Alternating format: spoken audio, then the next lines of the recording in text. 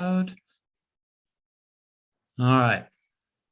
So so today was kind of designed to be a little bit of a potpourri of takes.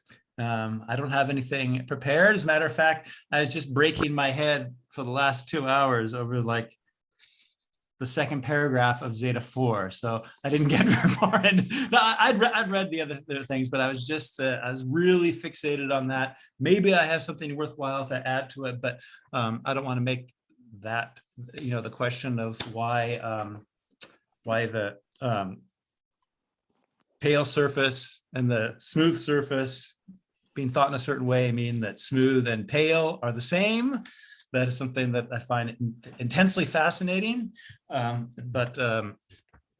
Well, that was because if you have a accidental composition, or if you're talking about accidental properties where both smooth and pale are accidental properties of being a surface, then anything that would be an account of a pale surface, if you were going to take the essence of pale surface and smooth surface from an underlying substance, namely whatever there, then they would end up being the same thing, and you wouldn't be able to distinguish a pale surface from a smooth surface or something like that, right? So well, I think it's a contradiction. So it can't be that you get the essence from addition. The composite of an accidental property with something else can't yield essence. Yeah, that's kind of where we need to go, but I'm not quite sure that's perspicacious. No, I'm floundering a bit here. No, that's what I've been doing the last 5 hours, floundering with this thing, trying to find any bits and pieces from the 100 books on Aristotle I have here. Does anybody talk about this stupid ass passage? Very few do. So anyway, if I understand correctly, if we have the okay, hey Tyler, can we Tyler, before you jump into it, can we frame it a little bit? Let's just like take a big step back, and then I'm going to go to you to take a stab at it and pop the text up. Maybe might help. Just what's that? Put the text up. Oh right. God, fortunately, I have to do it, which means no, you can. Things might go wrong. Can everybody see it? Okay, or is it too small? Yeah, we got it. It's too small right now. Okay, hold on a sec. Better? Right. So, better? There you go, yeah. Much, very good. Excellent, thank you. And I love praise. Don't stop. All right, so where are we? We have just determined that matter cannot be thought of as the substance of a material thing. All right, so we're dealing here with changeable material things. We're not studying equality or justice. We're talking about changeable things, and that's the object of inquiry here the entire time. And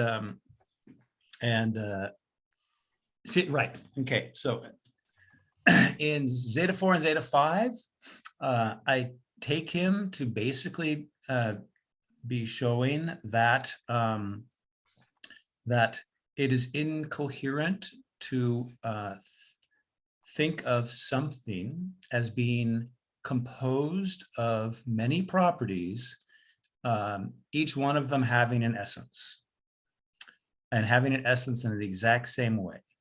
So, because what that means, since we are dealing with a material changing thing, right, it's constantly losing properties and gaining properties. It's always becoming other.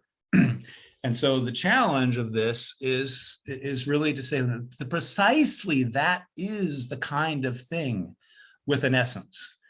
But in order to think the essence of a changing thing, right, you have to you have to be careful what you're defining. And if you end up getting something into the essence that's not the essence, you get all these absurd consequences. And he's really largely exploring absurd consequences in Zeta 4 and Zeta 5. So is it right to say that the reason a changing thing, the essence of a changing thing can't be that part that is changing. It has to be the Yeah. part that's left over, or the thing that remains the same. Well, Only that could have the prime, at least the most primary essence. Because he But- does sort of essentially say that these composites, these accidental attributes add essence in a secondary sense or something yeah, like that. exactly. Right. So, I mean, so what he's arguing for is really just this general distinction between a primary level and a secondary level, substance and what participates in substance. And substances, we're trying to understand what substance is, and all we know is that he keeps telling us that that's primary, and other things get their being and their nature or their essence from being part of, or being properties of substances. So everything comes, the whole universe is held up by these substances. Right. Right. So it's and I'm just going to make one more point, and then it's up to you, Tim. I'll leave it to you, Tim. A changing thing will change. A person becoming musical will have become musical, and the becoming stops when they're musical. But that musical is not the essence. It is not the essence of the thing that becomes musical. And so we can't mistake as you said before, an accidental form. That which it becomes is not essential to it. But it's essential. What the essential is, it's the kind of thing that can become that, can have that accidental property. So we have to make that, always be aware of that distinction. Go ahead, Tim. Well, I'm just going to comment that the two things I think that Aristotle is accounting for is things that are in something and things that are said of something.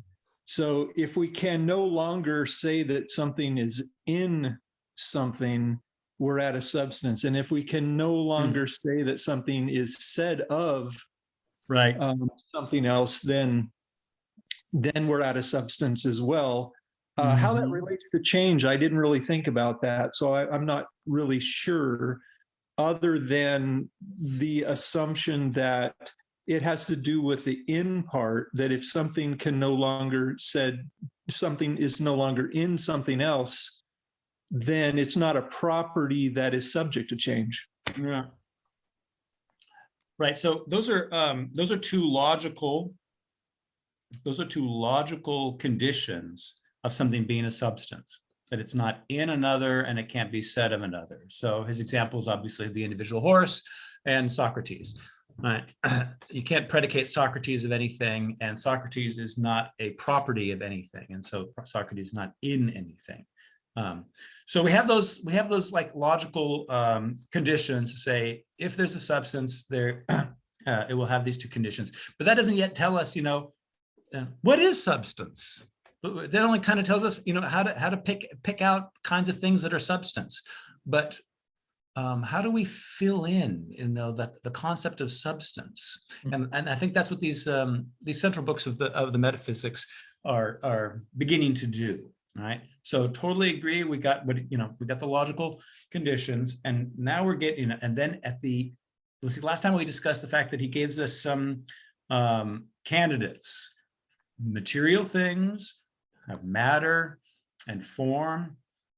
And he says, it's either matter or form, or what do you say, or the universal or Genus. Yeah, exactly. Thanks. So he says these are going to be, one of these is going to be the substance, and we have to inquire into each one of them. And we saw that matter couldn't be the substance, because the substance is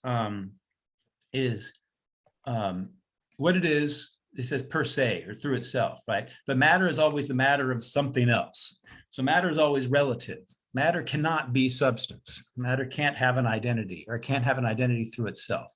And that's why it's important at the beginning of Zeta 4, when he says, and first let us say some things about it in a logical linguistic way, because the essence of each thing, let me see, the essence of each thing is what it is said to be intrinsically.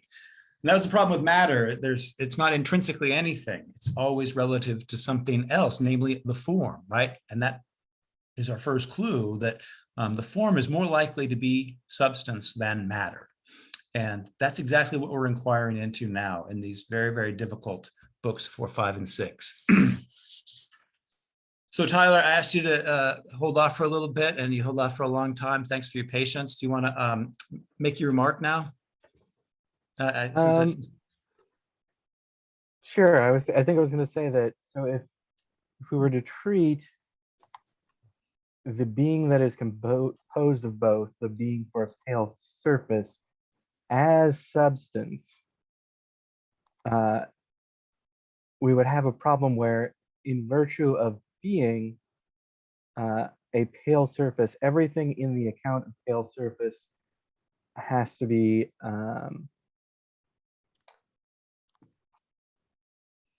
wait, no, I forgot what I'm going to say. Sorry. Intrinsic or necessary or something. Yeah. Yeah, So that's true. if the I think you have this issue where everything that is a surface is going to have to be pale, and everything that is pale has to be a surface, right? Well, it's like the thing that you had That's to add. one of the questions. Yeah. It's like, it seemed like the way he phrased, well, I guess because the surface itself is added. If surface is the thing that's bringing the essence to pale surface, and surface is the thing that's bringing essence to smooth surface, then whatever it's probably bringing the same thing to both. And so pale surface and smooth surface would have the same essence then. If smooth would have to have pale in it. that's sort of the obverse way or the other way of saying it, right? Yeah. Right. And that's still somewhat different than saying that they're the same. And so that's you guys are getting at exactly what I was so frustrated with this afternoon. So let me see here. Let's just start with zeta 4. And, I've pointed out something that maybe I've begun to understand and can try to explain. But I kind of asked everybody, just pull out whatever makes a little bit of sense here, and let's talk about it. Now, maybe it helps sometimes to. Sorry. Who's moving the screen? That was me. Sorry. Can you go back, because there's that sentence I want to put a not in. I just was going to check it out. I didn't get around to checking the translation, but right. The last sentence of that second paragraph, I want to put a not in there, which is frustratingly just below where you're showing. There we go. Yeah, so I was going around because it's kind of it's nice to have his conclusion handy, because the details of the argument are often so obscure. It's nice to know where he's going, and so I just wanted to highlight a sentence that can serve as a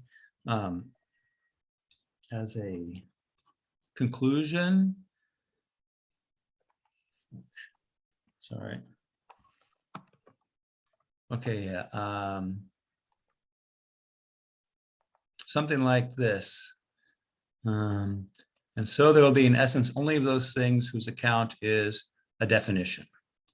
All right, that's one of the conclusions of this, of Zeta 4. And so it's kind of one of the things that we hope to understand. And also, I want to point out that not everything will have a definition. Exactly. And that's the key thing, because not every pile of words you bring up will be definable, or the account won't rise to being a definition. Right. This is pointing way forward, and I'm not really going to talk about it. I just wanted to highlight it. Right. The essence will belong to things that are species of a genus and to nothing else. Right. And species of a genus is not something. It's not like a simple predication. It's not like saying B of A. And so what we're going through in all these definitions is we're going through various forms of predications and showing how thinking essence through predication fails. And we need to speak into other logical kind of organization, not the logic of predication, but the logic of genus species, in order to figure out how to speak the essence. And I just don't know if I'm reading too much into that last sentence you highlighted. Hence, the essence will belong to the things Yeah, that are species of a genus and to nothing else. right. I.e., it's a thing that's going to have this essence and not species qua some concept of species. Yes, exactly. But Exactly then right. But then he raises a question in some part of the text we read, though, is the thing the essence, or is the essence of the thing the essence? Yeah. He gets to that a little bit later, doesn't he? Zeta, Yeah. Zeta 6, yeah, Zeta 6, yeah. Mhm. And he concludes that they must be the same thing. Otherwise, you get the whole problem of the forms, like it's an Third infinite. man, yeah. Yeah. Exactly. Right. So the way Okay. he states it there is that the essence belongs to the thing is not really accurate. It's really the Yeah. essence is the thing of the species and not of the genus. I'm willing to let it go one level because I kind of like a snub nose. All right. So don't let me distract you anymore. Pull out stuff, throw stuff at me that you highlighted or thought you understood, or at least you want to talk about in Zeta 4.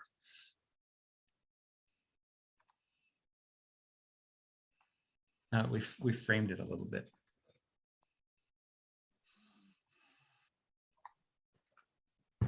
So when he talks about the Iliad, he says the Iliad's not a definition or something like that. That's Right. That's Uh, fascinating. 1030. Oh, yeah, right. Yeah. We have a definition, however, not when a name and an account signify the same thing, because that happens all the time. You need more for definition than just merely signifying the same thing. Mm-hmm. For if it was just merely, yeah, the reference are the same, there would not be a definition since there's a name answering to any account. Any account will have, you can give a name to it, Fred or Mm-hmm. Bartholomew, whatever. But when a second account, well, when the account is a something primary, so it's all about, again, this primary versus secondary, because then he goes on a little bit later, says about there's that secondary sense. Because when you do say the musical man, that has to be different than just merely the man. Musical Socrates is different than Socrates, but it's not an essential difference. Right. Right.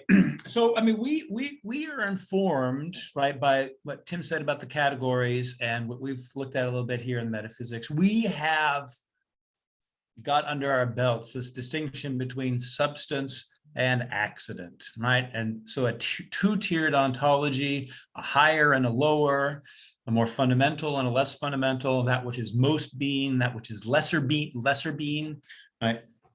But that is Aristotle's innovation here. So his contemporaries don't have that, and so they're doing all sorts of different kinds of definitions. Some of them well-intended, some of them sophistical, right?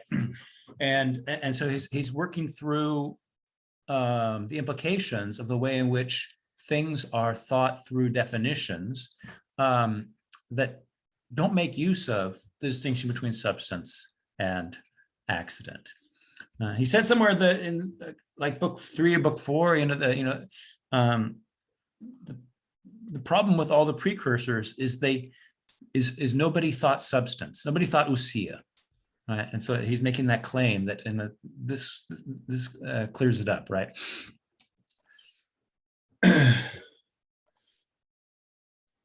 Right. So he did say at the beginning of 4, he's going to talk about it in a logical linguistic way, right? Which just means we're going to be talking about how to define, right, what something is, not just what it has, but what it is.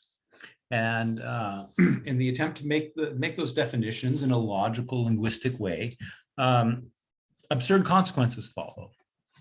And right, and so we're taking a look at some of those. So I just want to go back to that Iliad example, right? What's the to the extent to which we understand it, what would be the absurd consequence that would follow of thinking that anything has a name, right? Or anything that has a name also has a definition. Well, everybody's essence would be changing, or their essence would be changing all the time at every little accidental thing that happened. Right. I'd have a new essence for one thing. Collect all billion. Yeah, when you have composites when substances combined with accident. Every change in accident requires a new name. Well, Right. let's, like, as an example, let's think of, somebody who's a father. Oh, that's father. Oh, no, that's uncle. Mm, Who is that? So right. the name, let's say man, no, that's human. So what is it? Is it man or is it human? Yeah, exactly. No, that's good, right? Because you said, is it man or is it human, right? But what you might have to say, well, it's man and human, but in order to avoid the absurd consequence that makes being human and being male identical, which excludes females, we have to think of, for instance, Socrates, or this person who's a father, as a heap of beings, and Socrates isn't any of them. Right. And so then we get into trouble. What am I predicating these things to Socrates for if he's not any of them and can't be any of them? Right. You probably end up back in Parmenidean, popping in and out of existence at every moment, Yeah, exactly. maybe even But- several times a moment. Yeah, but yeah, that kind of means that every predication, which is always saying something about something, that of which you predicated of, right, It's is not not from going one to be thing. that which you predicated, right? Right. So Socrates is not going to be pale, and because the being of Socrates and the being of pale are two different things. And Yeah, so you- so this is the thing, almost this Hegelian, we got to think the thing with properties, right? So not along Hegelian lines, but it's still the same, how do we think one thing that has many properties as one thing? What is it? What is that through which it is one? Why doesn't it dissolve into this diffuse multiplicity of rank possibility? Schematized categories. And Aristotle's addressing this at this first level, just in terms of, we want to speak of something as being, we want to say this Socrates is pale, right? Well, if he's pale, does pale have an essence and Socrates have an essence? Or does Socrates have an essence and pale Socrates have a separate essence, right? And then Socrates would have an essence and human Socrates would have a separate essence. And then, right. And then we have, being human and being pale are the same thing. So, Can this is how this is the knot of problems that's being untied here. Go ahead, Tim. Well, I guess my question is, am I correct to understand that Socrates is a substance? And because, just him being a man is not a substance, him being a human is not a substance, but only Socrates is a substance. You can't say Socrates is in anything else, and you can't say that it is said of anything else. But if you change, if Socrates went down to the Parthenon and got his name changed legally, Right. And he became, Parmenides or something, he would still be the same substance, correct? Like the name the name Socrates doesn't add anything to his substance. Right. It identifies him as the substance that Socrates is. Changing the name, would it change his substance? Because we're not talking about his flesh anymore. We're not talking about his consciousness anymore. We're really just talking about Socrates, and then all of a sudden we're talking about Parmenides with his name change. So where is the substance there? Right. And what is it? You're asking the Aristotelian question. Yeah, but Right. Go ahead, Peter. well, Phil also has his hand up for a while. Did you want to respond directly to Tim? Just No, briefly, I'll just, I was so I'm thinking gonna different let thought. I'm just gonna let Peter respond directly to Tim, and then Yeah. you're up, Phil. I'll just point out that with this name thing, I mean, Socrates, or sorry, Aristotle does bring up the difference between a name and an account directly here, and seems to think that change of name doesn't really matter much. Right. This is why he was able to call a pale human a cloak. we have to inquire into why he does that eventually. But Phil, go ahead. Yeah. So it seems like he's a realist, the way we're talking about it. Does this rule out? Wait, what's a realist? I mean, there's a lot. Realist is Yeah, said in many well- ways. Which way do you mean? I kind of mean like something that it's actually in the world in that sense. Right. All Greeks are realists in that sense. Yeah. Okay. So my thought is, does that then exclude all things such as mythic figures? And I'll leave into abstraction just a bit from there, because a mythic figure is not manifest in the world, but is manifest in a concept, an idea, right? Because when you were talking about music, my first thought was it went to the mythic figure, the goddess and muse Artemis. She's a musician. Her quality is a musician. And so therefore, she is not like Mozart, who is a musician. She is the concept of music itself. So well, she represents that, yeah. So is she then therefore ruled out because like, well, that's not really manifested in the physical world, but only in terms of idea? Then I want to, then that transfers into ideas in general, because I'm thinking about the number 0, which by the way, the Greeks never had, but nonetheless, I'm going to ask the question. Is 0 real? Because it's only manifested as a kind of, how should I say, an accounting device, not even a representation of something. Let's say if you were in a barter system, I give you an orange, you gave me an apple.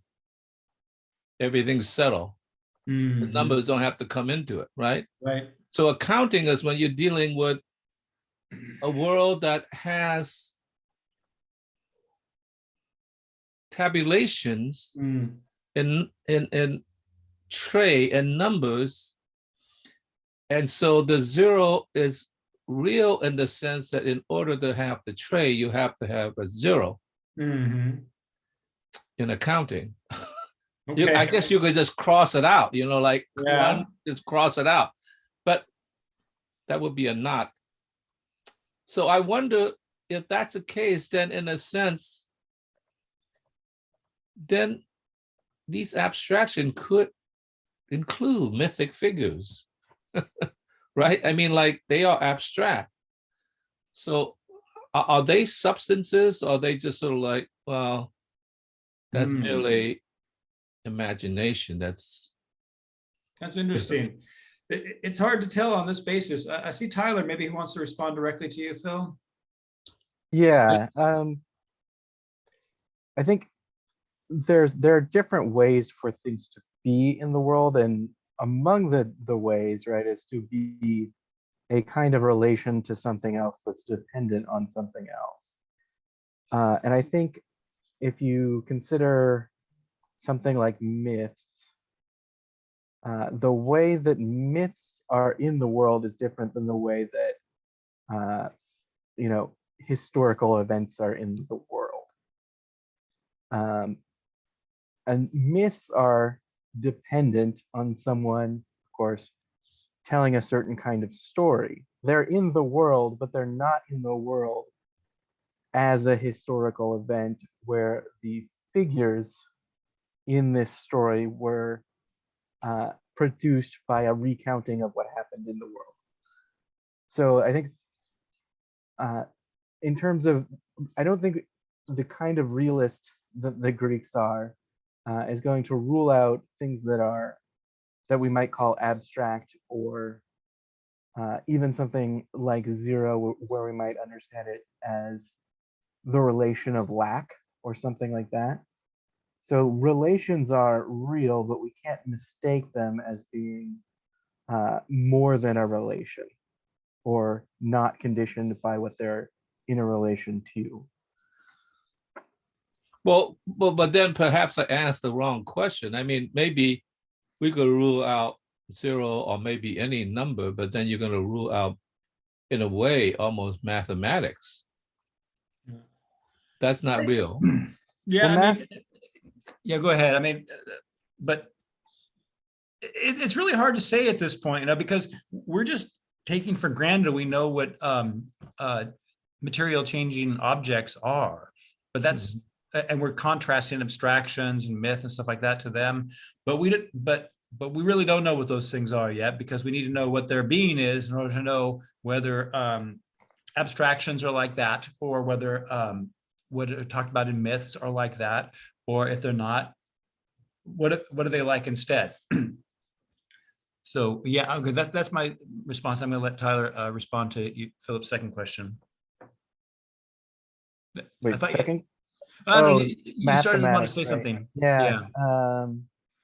Oh, I was going to say that, yeah, mathematics can be thought of as abstract in a sense, but I think that mathematics is still, of course, real. It's just not, it's dependent, right? So, or Right. quantity is dependent on quality. Right. And so things that depend on other things are not real without what they depend on, Right. in that sense. I mean, it seems like, white and myth are both dependent, and so they're properties of something else, and that's the end of the story. And same as number, any number is a property of something else, and it's kind of like they're all dependent, and so they're not substances. They're properties of other things, and so then the scientific inquiry would be, what kind of things are they properties of, right? Are they themselves substances, or what's going on here? So, well, then I need to ask the follow-up question. Then is mind real? Because because it's not real, how can you think up all these real things? It seems like the whole talk of the real is kind of an aside to the main talk of substance here, right? I mean, is the real, do we care about the real with respect to how it affects substance? I mean, the only really real here is substance, and so we have to understand what substance is in order to understand. I mean, of course, there's no Greek term for mind. There's intellect, and I'm not quite sure if that's what you mean when you say mind.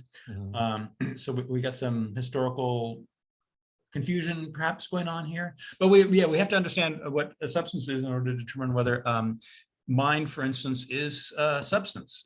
There, Right, and he will inquire into that in De Anima. But yeah, And I'm not going to point- prejudice his answer.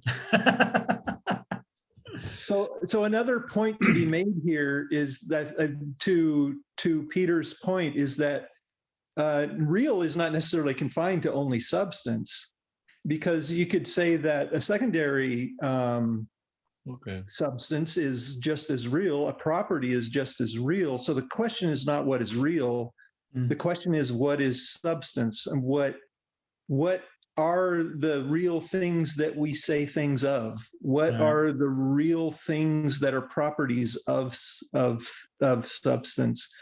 And so I think the question about focusing on what is real kind of presumes a materialism, that it's only what's material that is real. Everything else is just imaginary. But really, we're not even in that paradigm when we're talking Aristotle.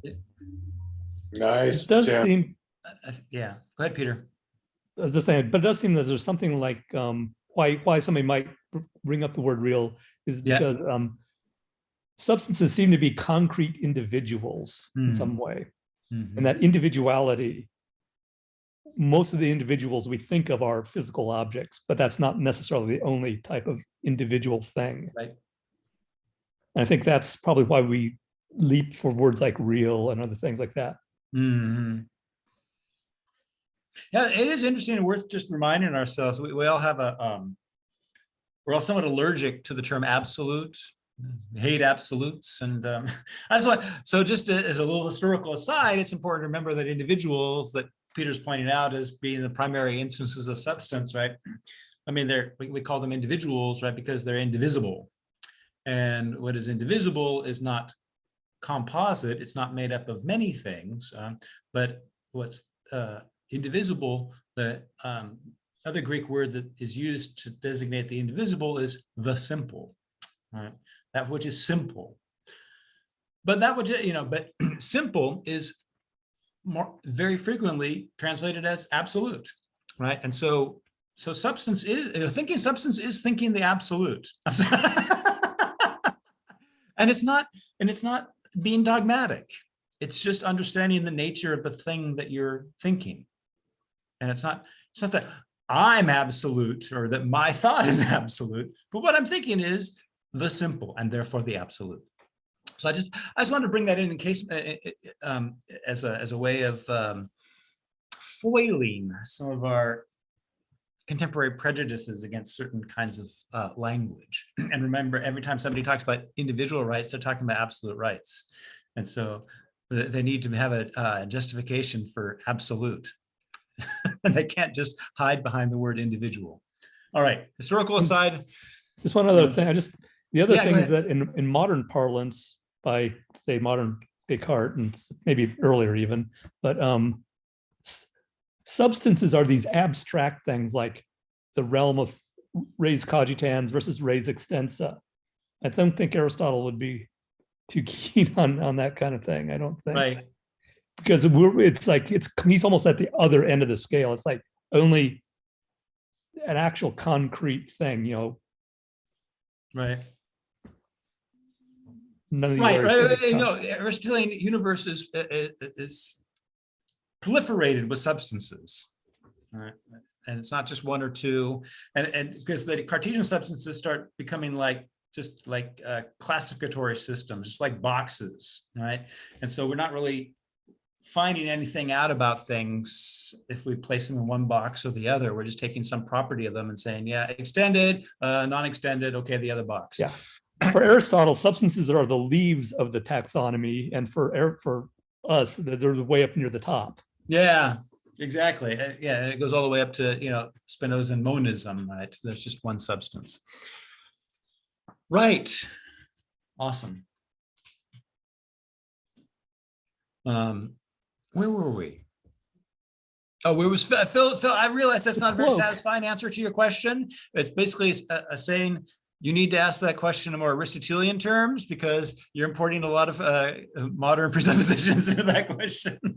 Well, that's because I don't understand Aristotle. No, wait, but that's our common task. But yeah, I just with reference to real, I tend to poo-poo the use of real a little bit and the use of existence because the Greeks just talk about being, and with Aristotle, substance is primary being. It is that which is most being, right? It has the highest degree of being. There are degrees of being, and properties are dependent, and so that they need something else in order to be. They can't be through themselves, and so they have less being, and anything that's a property or anything that's an accident or anything that's coincident just has less being. And we can, if we want to say they have less reality or less existence, that's fine.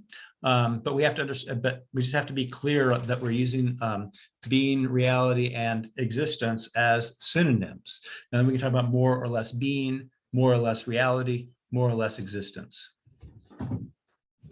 And kind of to piggyback off of that,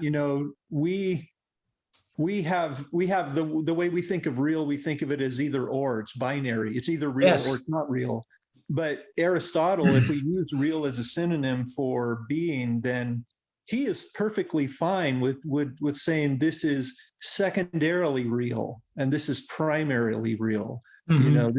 This is primary in its Right. reality, and this is secondary in its reality. Mhm. And this secondary reality is dependent on this primary reality. And right now, our question is, what is the primary reality on which secondary reality has its being? And to Yes. switch over to a different homonym. Yes. Well, yeah. I mean, he does say analogy rather than homonym. That's very, very important to us.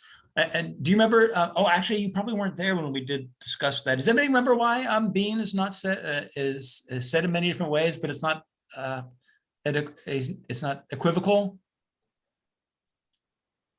Because of the pros hen. Yes. So what does that mean? Or do you? Oh, it's some Greek word. Oh yeah. It's the things are pros hen if they are all related to a common subject in Right. some way. Like health is his example, right? There's a healthy diet, but a healthy diet is health in a healthy diet and health in like a healthy exercise or whatever activities. They're both about health, but they're not in the same way, but they're still connected. So it's not a Mhm. genus species kind of connection. It's a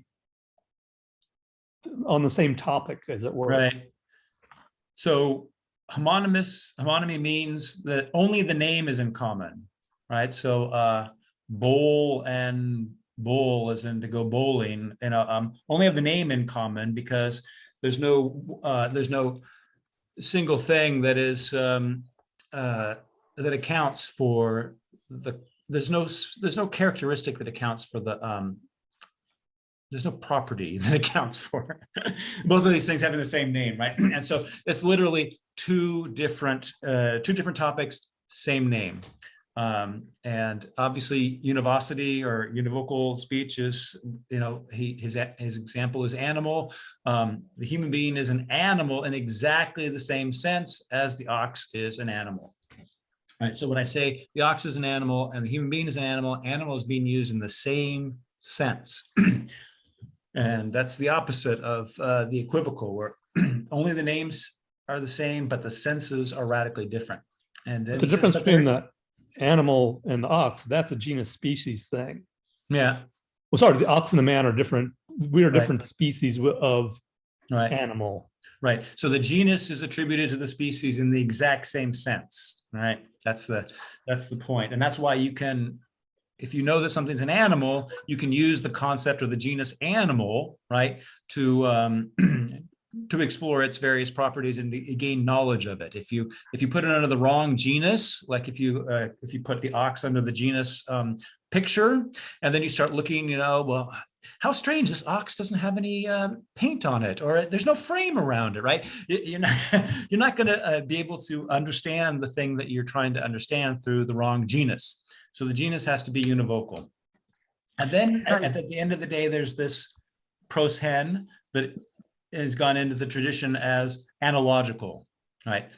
Analogical. And so analogical speech is where it's neither univocal nor equivocal, but there's different uses of the word, but all those different uses of the same word, like healthy, are all ultimately related to one primary usage, right? So the healthy urine is a sign of the human being being healthy, and the healthy diet is what keeps a human being healthy, and healthy exercise and all the rest of it, right?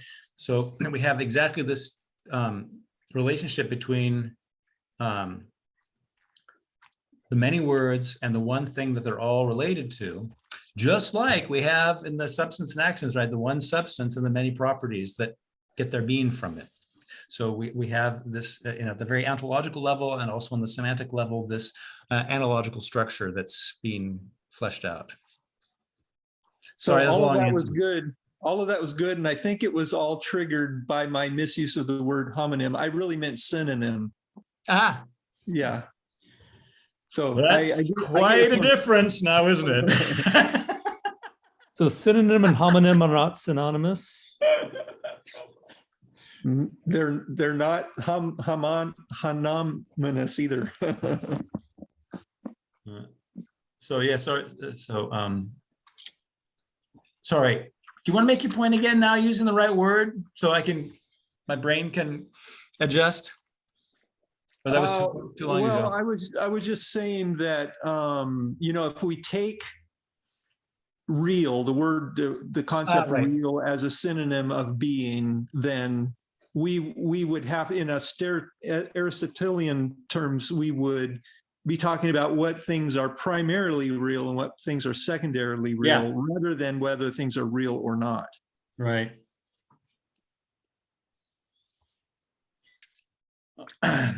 All right. So he actually makes the point that we just made actually on 10:30. We don't need to read it because I think we just covered it. Shit, why is it so hard for me to scroll right? Yeah. All right. So he says, what the pros hand here is here in this these parentheses.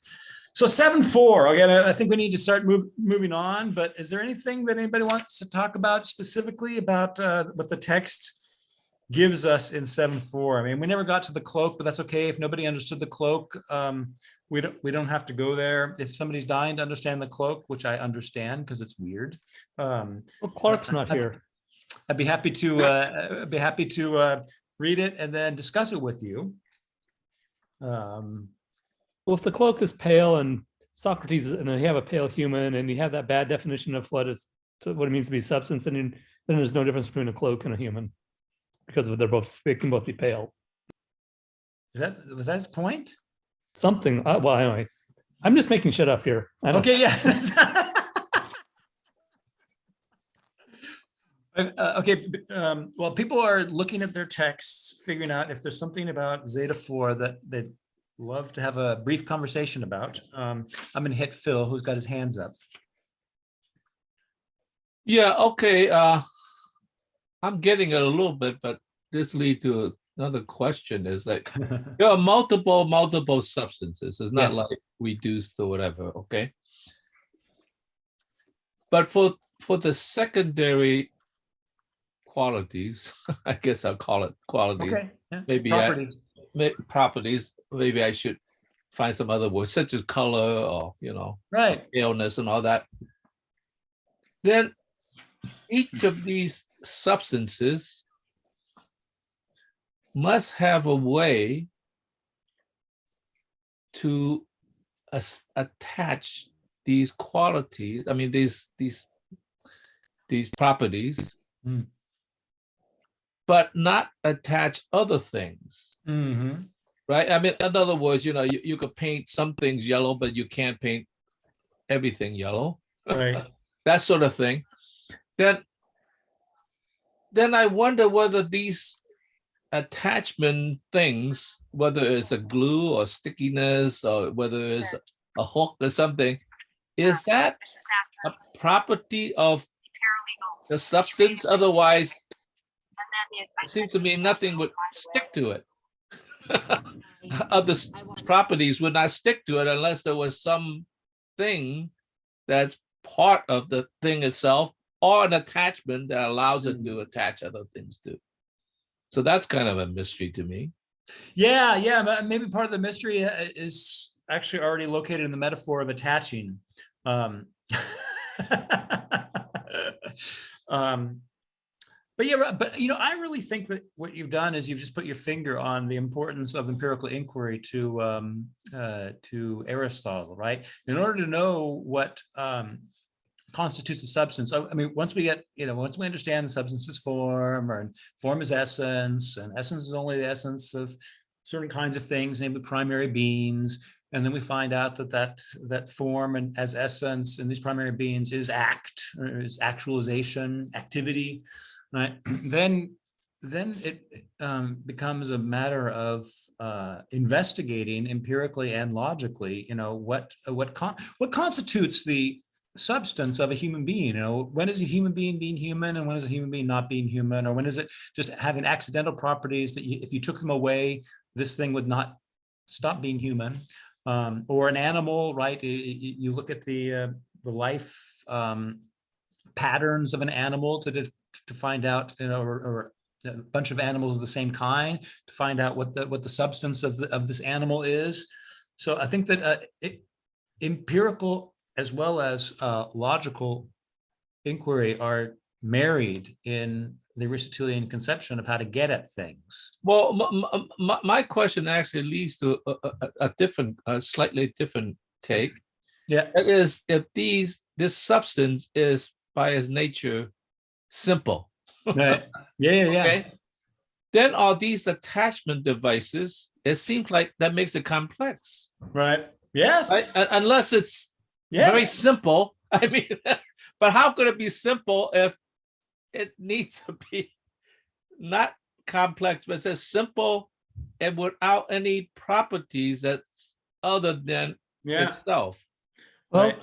substance isn't physical. There's that, but also but I mean, well, also, I'm just going to point out, and then we can go back. But I mean, he does, what we need to be attentive to is that he says there's different ways of being one, or different ways of being simple. And so substances are going to be, most one through the way in which their essential properties are integrated into the activity of this being.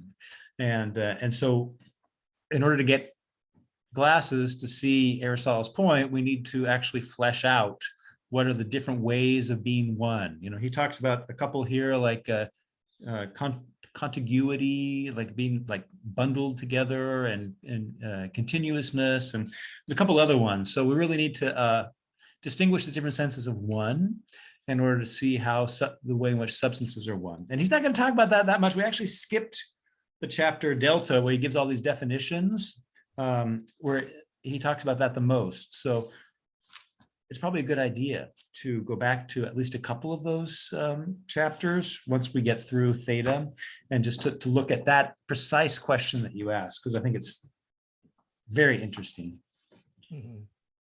Tyler. But my Oh. question would be like, that no longer looks simple if it's one but with multiple dimensions. Let's call it dimensions. I mean, it seems like a complex one at the very least.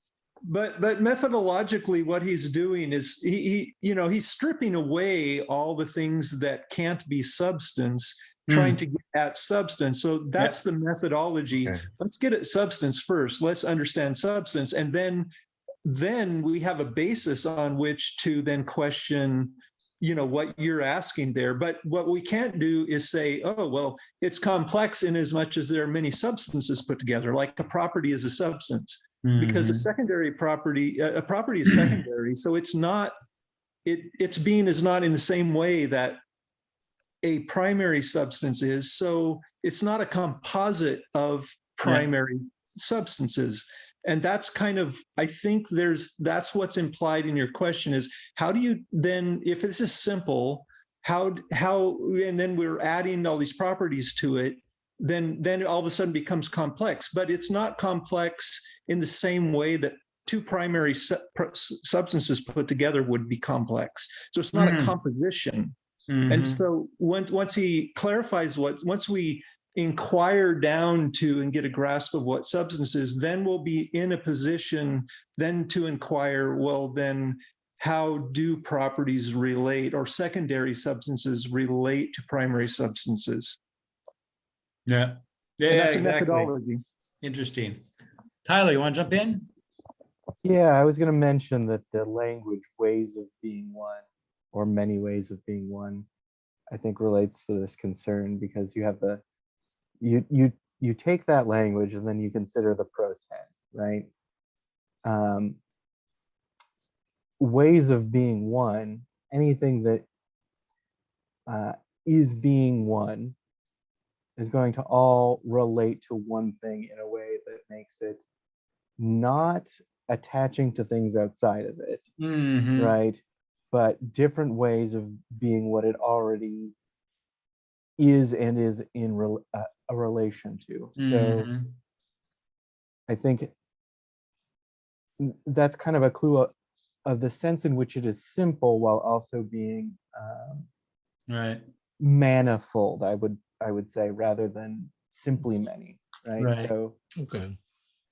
But I mean, you just take, just DNA replication has lots of different elements and different processes or sub-processes, but it's all one process of DNA replication. And so once we understand the DNA replication, in order to be the simple thing that it is, we'll have to undergo a certain set of changes, and not any change, and not indefinitely many changes, but a very specific set of changes in order to be the thing that it is. Then those changes are not adding complexity to something else that would otherwise be simple, but it is precisely the expression of its simplicity.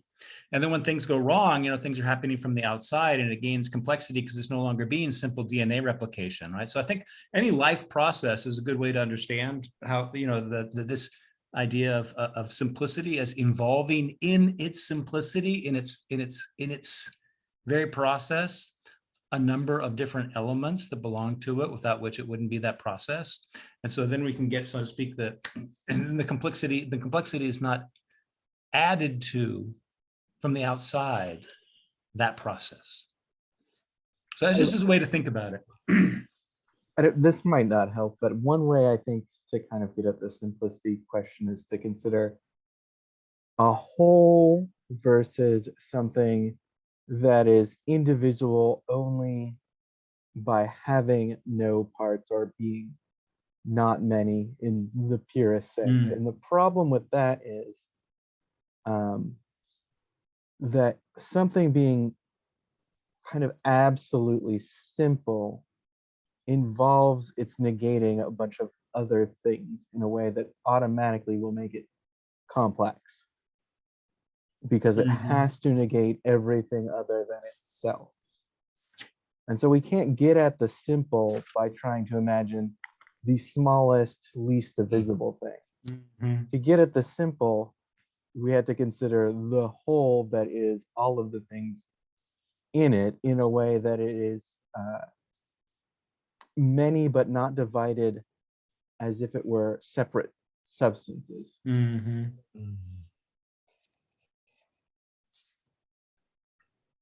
Anyway, just Well, wanted to I throw mean, that in.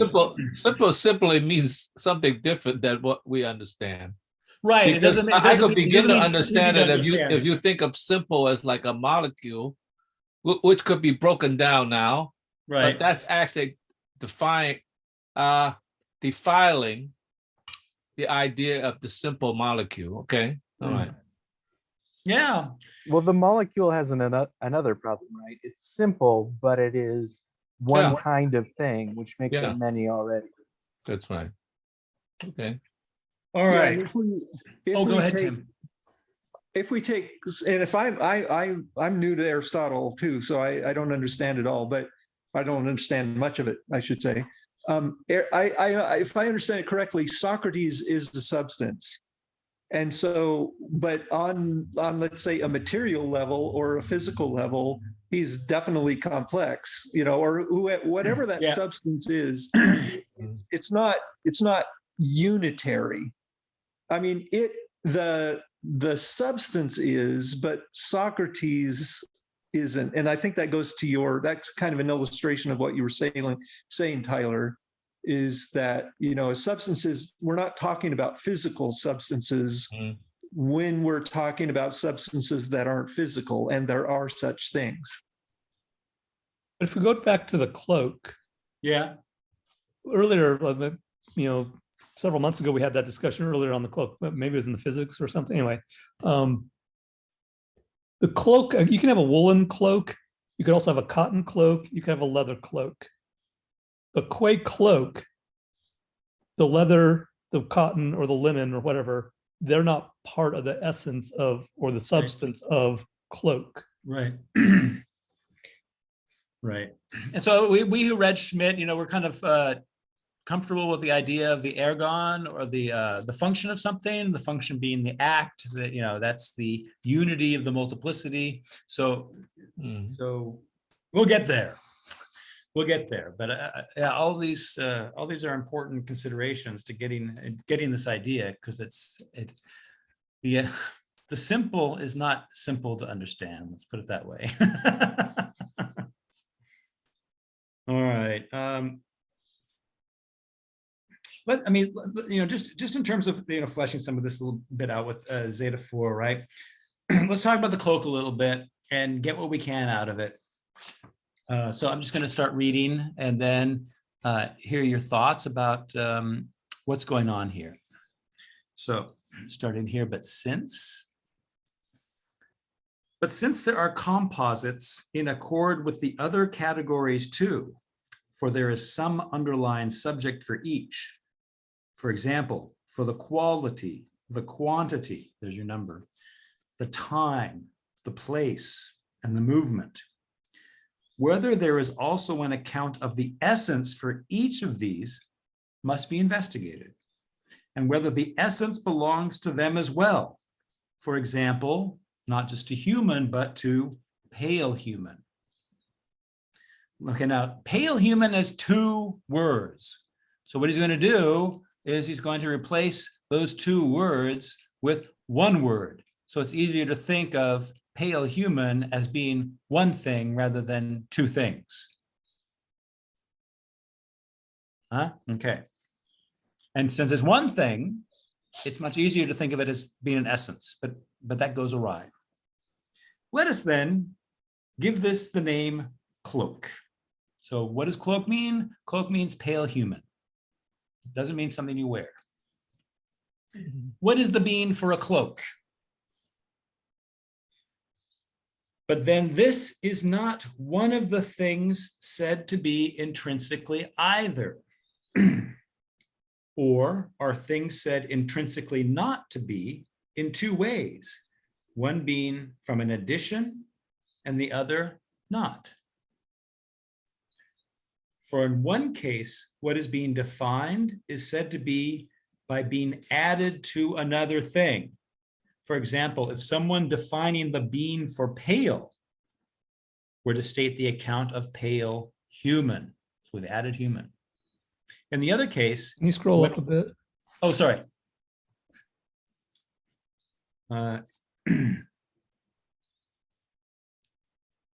Sorry, where's the, in the other case, what is being defined is said to be by another thing not being added to it.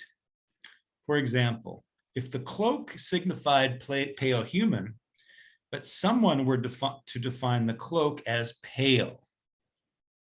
Now, the pale human is indeed something pale in that case, but not surely what being for pale was. All right, this is classic Aristotelian WTF paragraph. Let's just play with it for a little bit. Okay, so I think we can get past, so we're just taking a single word to designate something that we usually designate with multiple words. Mm-hmm. And in order to think about, in defining cloak as, pale human, right? In what sense are we getting at the essence of what cloak refers to? In other words, is pale human something that has an essence? And I think the important thing to recognize is no, it doesn't. Pale human doesn't have an essence. Only human does, right? But any property you add to a substance, that together with the substance doesn't have an essence, so it doesn't have the definition that Well, technically, human is not yet a substance. Socrates is a substance. Right. But I don't human know. isn't really a substance, right? Yes, you're correct. Okay. Now, I don't know what I said. That I'm sure I said something wrong because I was thinking about something else. But yeah, thanks for the correction. Okay, so given that background, so given that, so we know the conclusion, right? What sense can we make out of what he's doing here? How is he arguing? So the first thing to get is, what is this thing with addition and not an addition? Well, I mean, the whole point is that it's almost like the homonymy thing again, where you say, okay, we've got this pale human thing. Does it have an essence? So we're just going to give it a name that doesn't have this property kind of word on it. Yes. So it's like we've given it a different name. Yes. And now we're going to say, okay, this thing that we're giving a different name is pale, which obviously it's not its essence, because it had an essence before we said it was pale, or before we gave it this property. So then you strip off the name again, you're back at pale human, Right. and you've really done the same thing. So if, let's say, human were really pale frog, then Yeah. pale, then you'd realize, oh, like, the pale is not a part of it. And if frog were, bright sky, you'd realize, oh, bright is, and so it's like this infinite regression until you get down to the substance itself, which doesn't have this property attached to it. So we're looking to see, first of all, whether anything in the other categories, right? Quality, quantity, time, place, right, has an essence, right? And then we find that to take any one of them by itself, well, it won't have an essence, and because it's missing that which can have an essence, namely substance. And if we, so there's that. And then there's the other one. Anybody want to rehearse the other one? Just because it just slipped my mind. What we're saying is that anything that's said of something can't have its own essence, Right. or at least a nicely primary said. essence in a primary sense. Right. And Well, even this is the important point, because it seems like a lot of mistakes are made because of a misidentification, right? Yeah. For instance, like the Indians would call you pale face, Yeah. right? I mean, or some white people might identify themselves as white. Right. And that identification creates a false category, a false substance, I should say, right? And they really identify that it's actually true. That's different from black, Yeah. right? And that's a misidentification that causes a lot of trouble. So I understand that wrong categorization. Although they truly believe that white man or whitey is different from blackie. I mean, they truly believe this. There's no accounting for beliefs. That's why I don't truck in them. I just do philosophy. Yeah. Yeah, I think racism is pretty much just confusions about substance and accident that they stick for too long, unfortunately. Yeah. If we define the cloak as pale, we get in trouble. If we and what was the other thing? If we define it as what?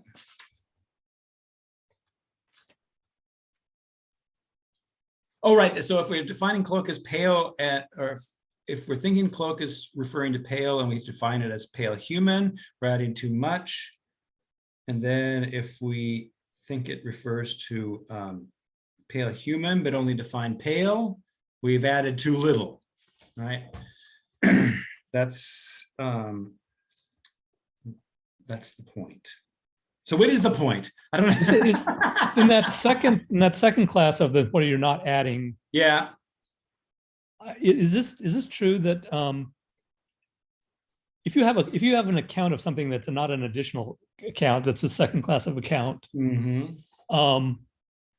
many of those accounts will not turn out to be definitions in the proper sense of definitions. But I don't think that means that no account that is lacking addition.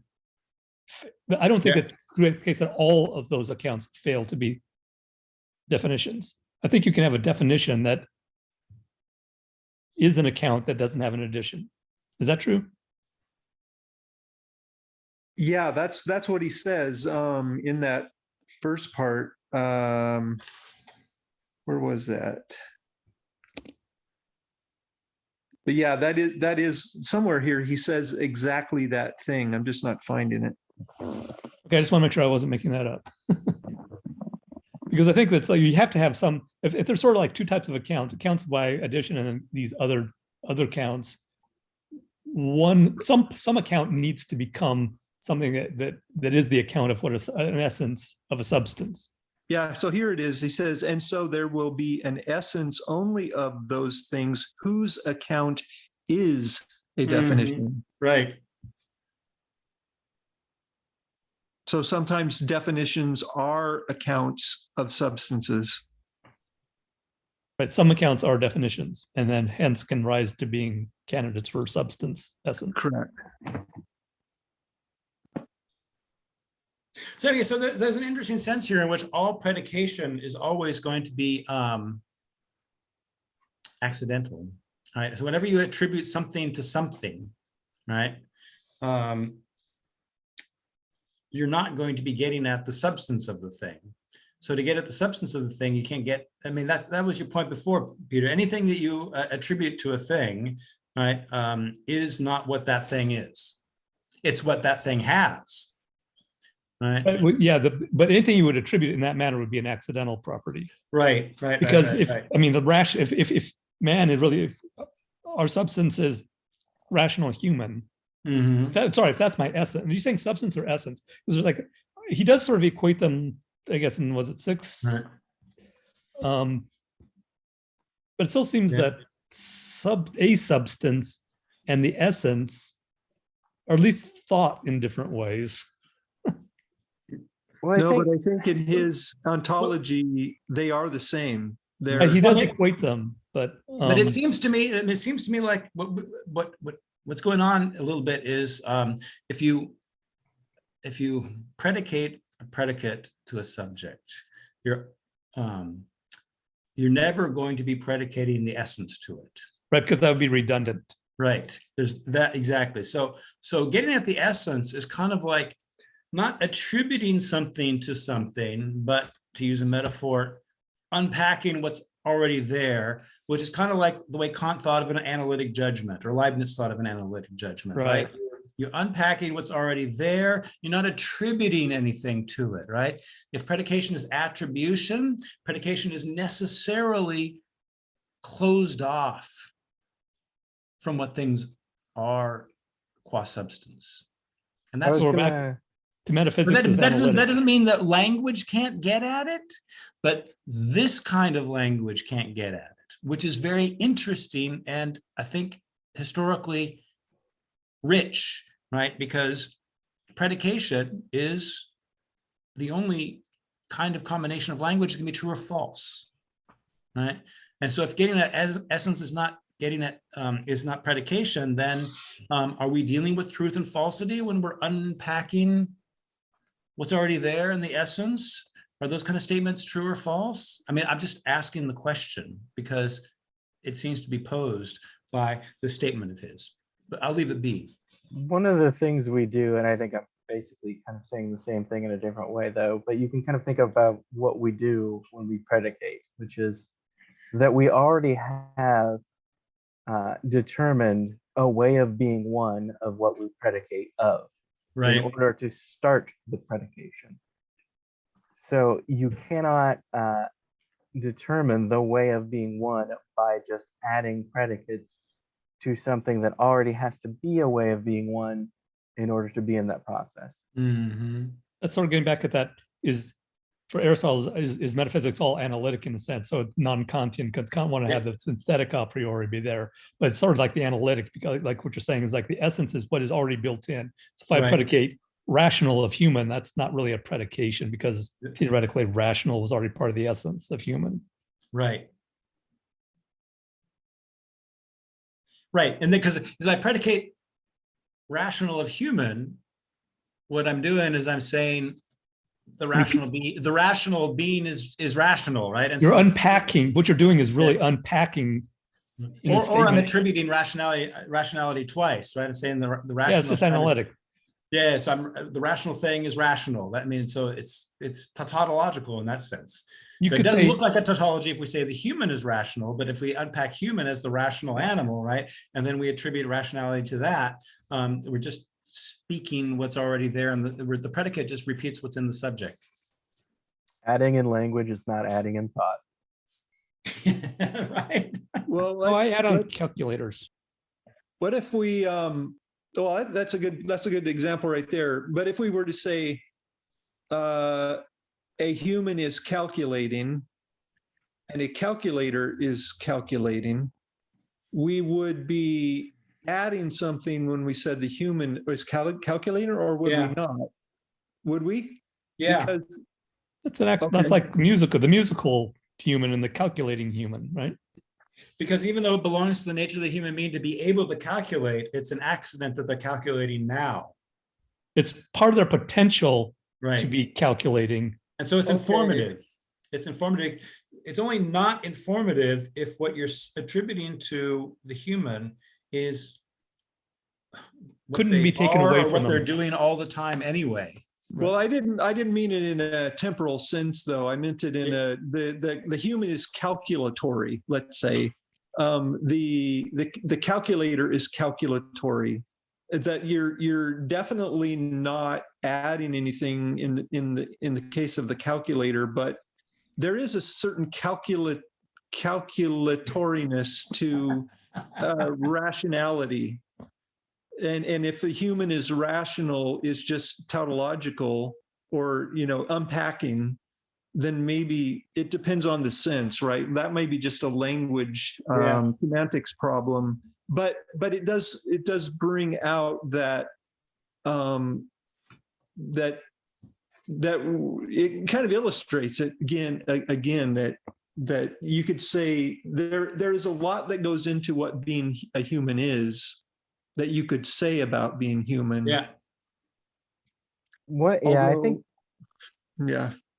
Well, I think one thing you can say is that that humans are rational is an account of a capacity that they have that can be broken down into all kinds of more particular actualizing of that capacity. But the particulars are dependent on the more essential capacity. Mhm. So being calculating right is a way of being rational, but it's one among many which a human being does not necessarily have to actualize in order to be a rational being. Mhm. Right, but you could say that also about rationality, because sometimes humans are being emotional instead of being rational. And so what is the essence of being human in that case, when adding a temporal angle at this, they're being emotional? So maybe if we say humans are emotional-rational, would we get at the essence more? I think you weren't in the Schmidt group, right? No, I Right. wasn't. So emotions are more rational than it first seems. So that would be my answer to that. I'm not satisfied with that. And obviously I wasn't in Schmidt, but there are definitely different organs at work when at least they're not different, but they're operating at different levels, different organs. Like the cerebrum is suppressing certain hormones when there's a rational decision in light of, let's say, extreme fear. And so anyway, I get what you're saying. Yeah, but I mean, it's really a question of how we understand, what rational is here. I mean, I can't even remember what is the Greek, it's what's the Greek? Is it zoon logikon? I forgot what the rational animal. As a matter of fact, I don't even know if Aristotle ever says it. I think that's attributed to him later on, right, as the paradigm example of what a human being is. But He does say nevertheless, political right? animal, I mean, right? what Aristotle is going to say is that every living being has a soul, but only human beings have an intellect, right? And an intellect is basically an understanding. And when we are emotional, we understand. When we're not emotional, we understand. When we're calculating, we understand. And we always understand that it's us who's emotional and us who's calculating. And so if we think of rationality just in terms of that broadest form of understanding, then any human activity is going to be human insofar as the person understands that they're doing something, that they're, yeah. that they're part of this action. And that gives us a sense of rationality that doesn't separate it off from emotionality or calculation or something like that. Yeah, but I'm still, I would contend that, I mean, maybe I'm being the dunce here because I wasn't in Schmidt, but you can't say that rationality is the essence of the human or a human. Well, in fact, I would not only say that, but I would say it's actually impossible for human beings to be irrational. But that is a separate conversation. Yeah. I'm just saying, I think I think it's absolutely impossible for human beings to be irrational, precisely for the reason that I think I understand. they always have a reason for what they're doing. It might be a terrible reason, it might be an insane reason, but they always have a reason. There's always reason. There is always reason. But I don't think you got what my point was, because I'm saying that, there are other things to being human than being rational. That isn't the total sum essence of being human, a human. I think That's not everything there is to us. All right. I mean, let me try one thing. Table this, but yeah, go ahead, Tyler, and then. So human beings have bodies, and bodies do things that are unrelated to what it is to be human. So I think maybe that's where there's a certain degree of confusion, or we can get into the account of animal, plant, and human as different capacities, right? Nutritive soul, or what is animal? Appetitive or not? That's music playing. Huh? What is so animals are nutritive. Right. All right, and no, plants are nutritive, animals are nutritive, and then something else. Right? Yeah, like percipient or something like that. Yeah. Sensate, percipient. So, but these are things that human beings, in virtue of being rational animal or political animal, can do in virtue of the count of what it is to be animal, but not in virtue of the count of what it is to be human. Well, we could say that, having let's say a desire for sex is rational. I mean, we're just taking the word rational and we're kind of rationalizing that. Well, I mean, yeah, but the fact is that we have a desire for sex in a certain way, at a certain time, under certain circumstances, and not under other, it's embedded in understandings. It's embedded in cultural milieus. It's embedded in purely human meanings. And so even the desire is mediated by all that stuff. And I don't know. You take a 13-year-old who knocks up a 12-year-old, and you're telling me that they're rational about that. I think I'm we're telling you conflating. that she's going to look a certain way, and there's going to be a certain history, and there's going to be a certain set of symbols that are meaningful to this. That it's going to be mediated humanly, and I think in that sense, it's going to be rational because there's an understanding attached to it. I think what's happening here is rational and wise are being conflated. I'm willing to let it go because I'll have to sit through Schmidt to be convinced. Okay. Yeah, maybe, yeah, but the point is, we don't really know what rationality is because we haven't, for Aristotle, and is the only one who matters right now because we haven't read the Anima together yet. So we'd have to. Tim's question is an open one, and exploring what rationality is not something that you can do in 5 minutes or something like that. The whole history of philosophy is engaged in that question. So yeah, let's just, I think it's a gray zone, and I'm happy to leave it in a gray zone. Philip, you've been waiting for a while. So we can't discuss ethics until we can grasp what the substance of being human is. Aristotle would disagree, but and then it would also say that, I mean, our current language is, we talk about values. This set of people has these values, and that's right. Nonsensical in terms of the substance. And also, I'm just thinking about military training. I think what they try to do in military training, or indeed any kind of large organization, is they try to get you to forget that your substance is human, and they substitute your substance as soldier. And then they impose on top of that all these rules. Yeah. but those rules, like the rules of war, but those are really substitutes for forgetting the implications of having a substance of being human. Mhm. That's very interesting, just because, if we're going to use modern language, the substance of the human being is fundamentally the ability to recognize oneself and all of one's actions and all of one's thoughts, which linguistically is the ability to say I. Right? And it's precisely that which is suppressed in military training. What you want, what you think is irrelevant, right? You got to act right now, and you got to obey orders. And so it's precisely that self-relation which is the substance of the human being, I'm arguing, that agrees with you, that there's that interesting phenomenon in all forms of training to obedience. Which So if might I- be life-saving. I'm not saying it's bad. I'm just saying. Yes, right. Yeah. It's critical to functioning as a military. Yeah. So the social sciences, they do not treat of substances. Yeah, no modern science does. So does politics as Aristotle understands, is treat of substance? Or does only metaphysics treat of substance? Yeah, that's an interesting question. The only substance, is metaphysics the only science that treats of substance? It's the only science that treats of substance qua substance. Yeah, But is it I don't know about that. I'm gonna plead ignorance on that. I'm not quite sure. I'm just not quite sure. I've never read the politics. Sorry. Phil.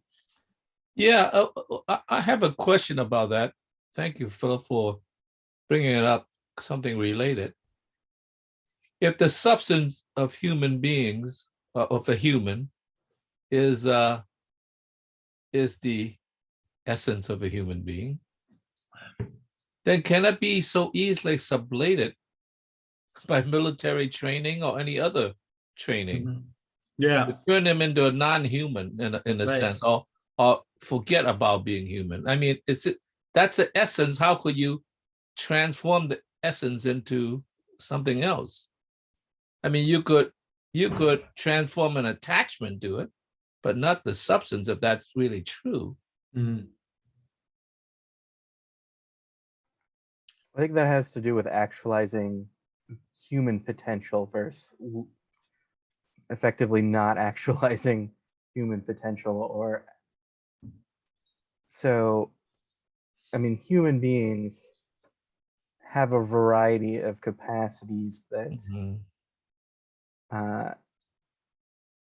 I think, There's yeah, no- I think the word suppressed fits, right? So what rationality allows a human to be capable of is not something that they're always going to be actualizing as much as it is possible. And so there are degrees, right? And so you can have very low degree of actualizing what is most human in a human being.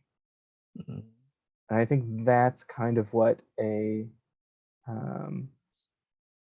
what we might think of as baser human beings, or there are all kinds of ways to talk about it. But So, yeah, go so ahead. let me ask then, if that's the case, human beings have a lot of potential that needs to be actualized. If that is the case, and it seems to me there are more human beings and lesser human beings, and Absolutely. a gradation of that. At what point does that gradation no longer is recognized as human? I mean, like, if none of the potential is actualized, I mean, like, I guess maybe there is something in that, in one sense, like if it gets really bad, you throw them in prison and you really don't treat them like human beings, but you still don't say that, well, maybe you do say it, but you don't really mean it. He's an animal. I mean, you might say that metaphorically, but you actually don't mean that, right? Right. Yeah, I think Humans are animals. I mean, animals is a genus of Yeah. humans, but I take your point. You know, it comes down to a lot of different things, like is a fetus of a certain age who has no cultural symbolism whatsoever, and so hasn't potentialized that. Can anybody be accused of murdering a fetus who has none of that going on? And so, you know, yeah. And then let's say we have what we call a primitive culture, and they haven't actualized themselves into this robust literary empire Mature. or culture. Mature. Are they less human than those who have actualized that potential? No. You know, I mean, there are all kinds of questions that come out of that. Right. No, yeah, I think they're salient in it, and they're the important questions that if you frame them that way, that Aristotle enables us to do, right? But what the answers are, well, that's on another page, people. All right, I see we're already kind of towards the end, and so I just want to open up the floor again to in book 5, chapter 5 or chapter 6. Did anybody want to discuss anything in those books, or did you just give up in defeat? Or which is I fine. skimmed to the end. So. I know, man. Yeah, I mean, I just the idea of this whole class today was these chapters are incredibly hard. We're not going to be able to cast light on every detail, and so whatever it is that you thought you understood, I wanted you to kind of embrace it, hold on to it, and share it so that our various voices of the little bits and pieces we might have understood can get us a little bit further in understanding, right? This term essence, yeah, is so historically, metaphysically, politically loaded, and people really hate this term, right? And when reading Aristotle, one recognizes that perhaps the way it started is not the way it became. And it doesn't have all the totalitarian implications that people associate with the term essence anymore. So I wanted us to, just do our best, like what the fuck is he saying about essence? Right? What are we to understand about essence? I mean, I've got my take on it, but I don't want to just hog the space here. So yeah. I like the question at the beginning of Z6. Cool. But whether each Okay. thing and its essence are the same or distinct must be investigated. It's not really a Mhm. question. But Yeah. I All think right. they are the same. that I think leads Then at up the to- end, he says, we have said then in what way the essence of each thing is the same as the thing, and in what way it is not the same. I kind of missed some of the details in the between those two parts, but I got the first sentence and the last sentence down.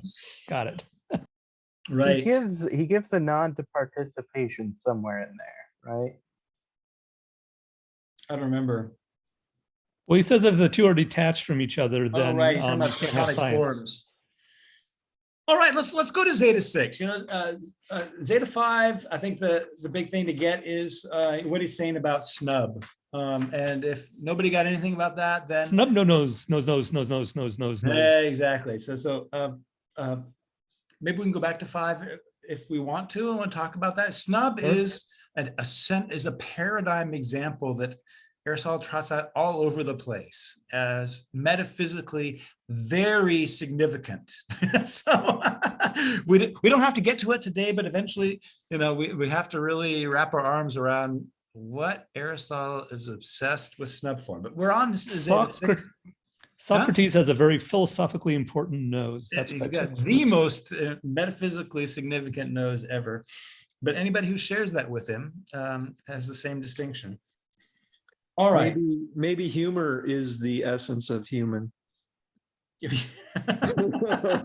all of the humors. Right. Unfortunately, there's a lot of people without a sense of humor. So what are you gonna do with them? All right, so what else is going on in Zeta 6? Let's just pull out anything that you got, just to try to tie a ribbon on this a little bit. Well, So we're I'll not just doing Zeta say that 5? some humans No. just haven't potentialized their humor. Okay. Exactly. You That's talking right, about that's me right. now? That's right. It's first. It's actualized first. I mean, they know how to be. They have the capacity to be humorous. They don't have to develop the capacity to be humorous, but they don't know how to actualize it. Yes, indeed. All right. Yeah. Michael, can essence be acquired? No. No. No. Because, and this is the reason, in order for something to acquire an essence, that something must already be a definite something. Hence, it must already, insofar as it's definite, have an essence. And so it's too late for it to acquire one. And if you want to give it multiple essences, you get into all the fucked up stuff from Zeta 4. where right, if the being of pale, if the surface is pale and has the being of pale, and the surface has the being of smooth, and since the surface is one, the being of pale and the being of smooth are one, and so pale and smooth are the same thing. And that's I think that's the absolute decisive argument through the chapters that we've been looking at. You know, just to the extent to which we can wrap our arms around that a little bit, that would be good. But There's also So where being like a husband, yeah, that's a property of right. substance. It's not a substance. So That's being a correct. European is not a substance. That's right. no, Philip is a substance. Yeah. Right. Doubtful Yeah, you can. Sunday. That's right. You can. I mean, because Philip is a father, Philip Lee, and Philip is an American, Philip Lee.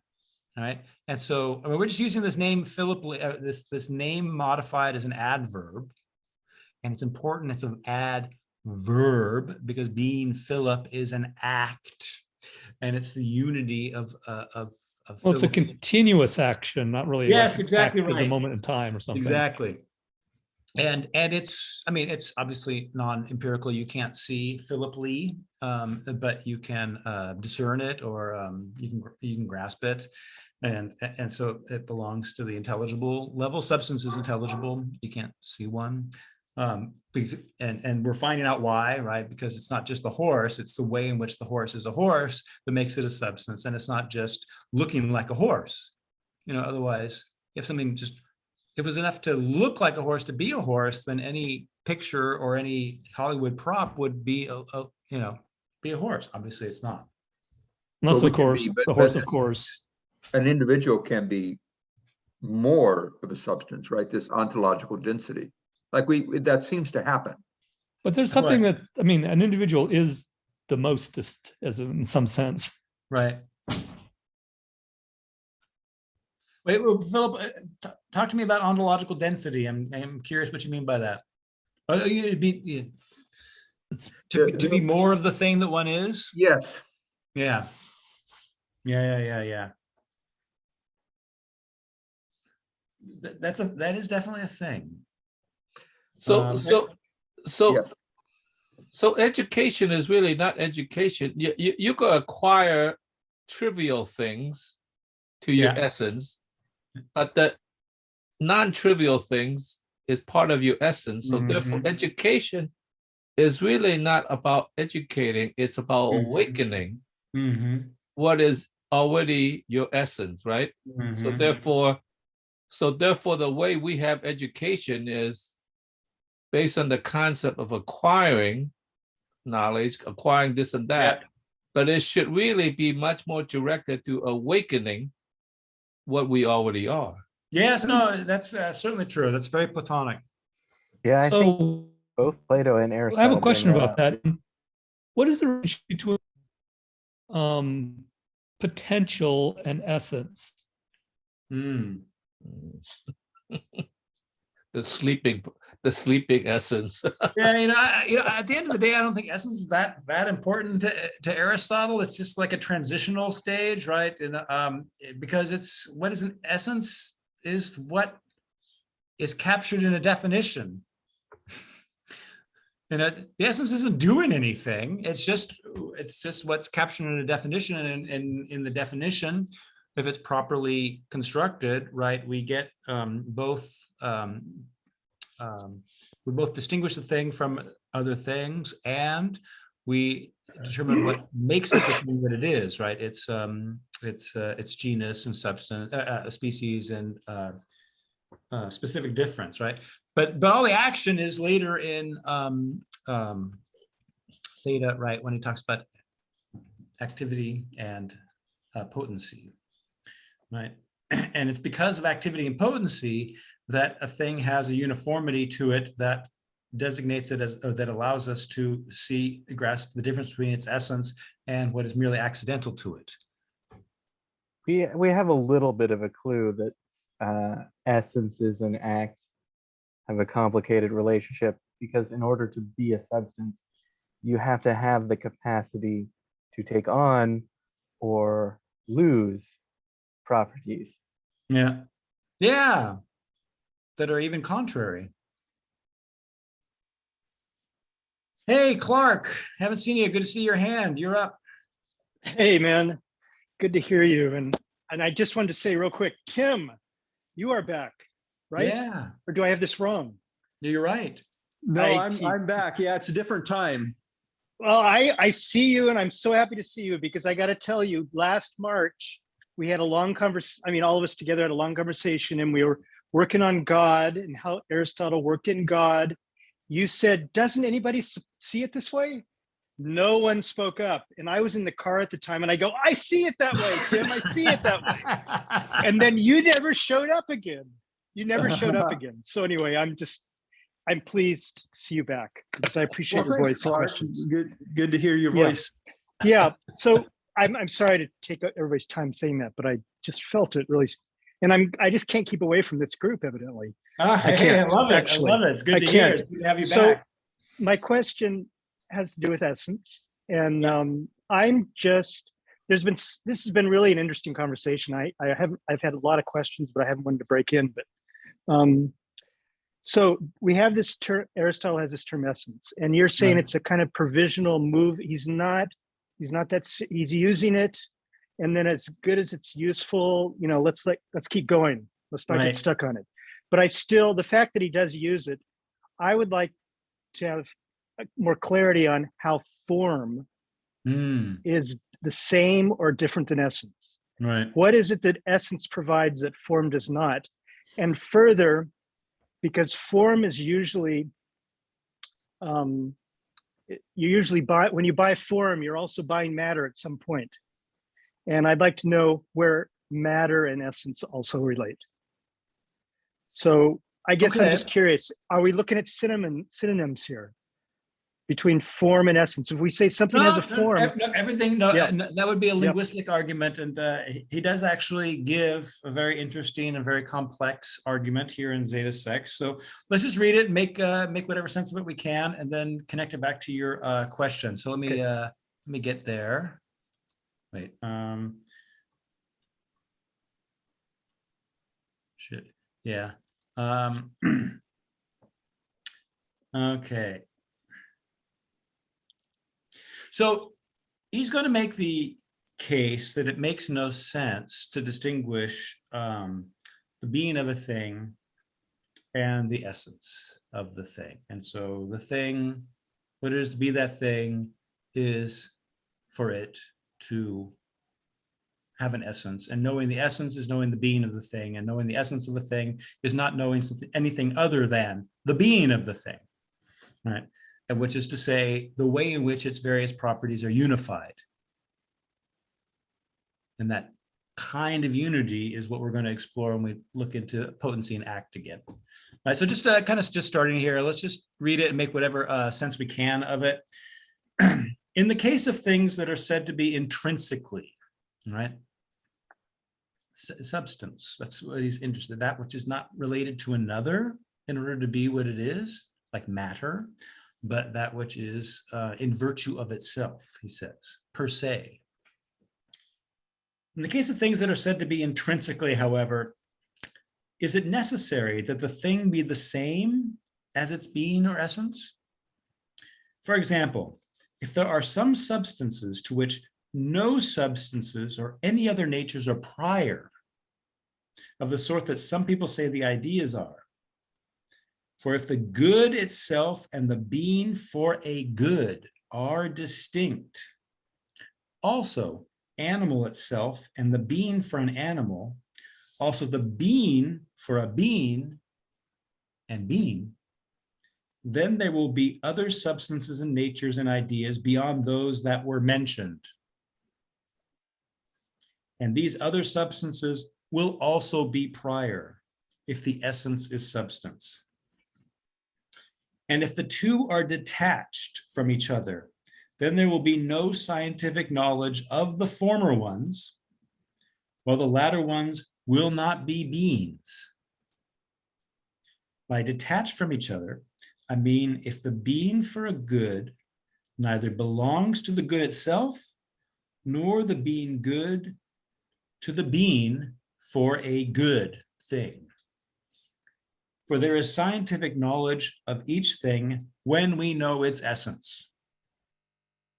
And what holds in the case of the good holds equally for the others, so that if not even the being for good is a good, then neither will the being for a being be a being, nor will the being for one be a one. Similarly, either all the essences are, or none of them are. So that if not even the essence for a being is a being, then none of the others is either. Further, that to which the essence for a good does not belong is not a good. All right, so Clark, that was a very, very heavy paragraph in answer to your question, but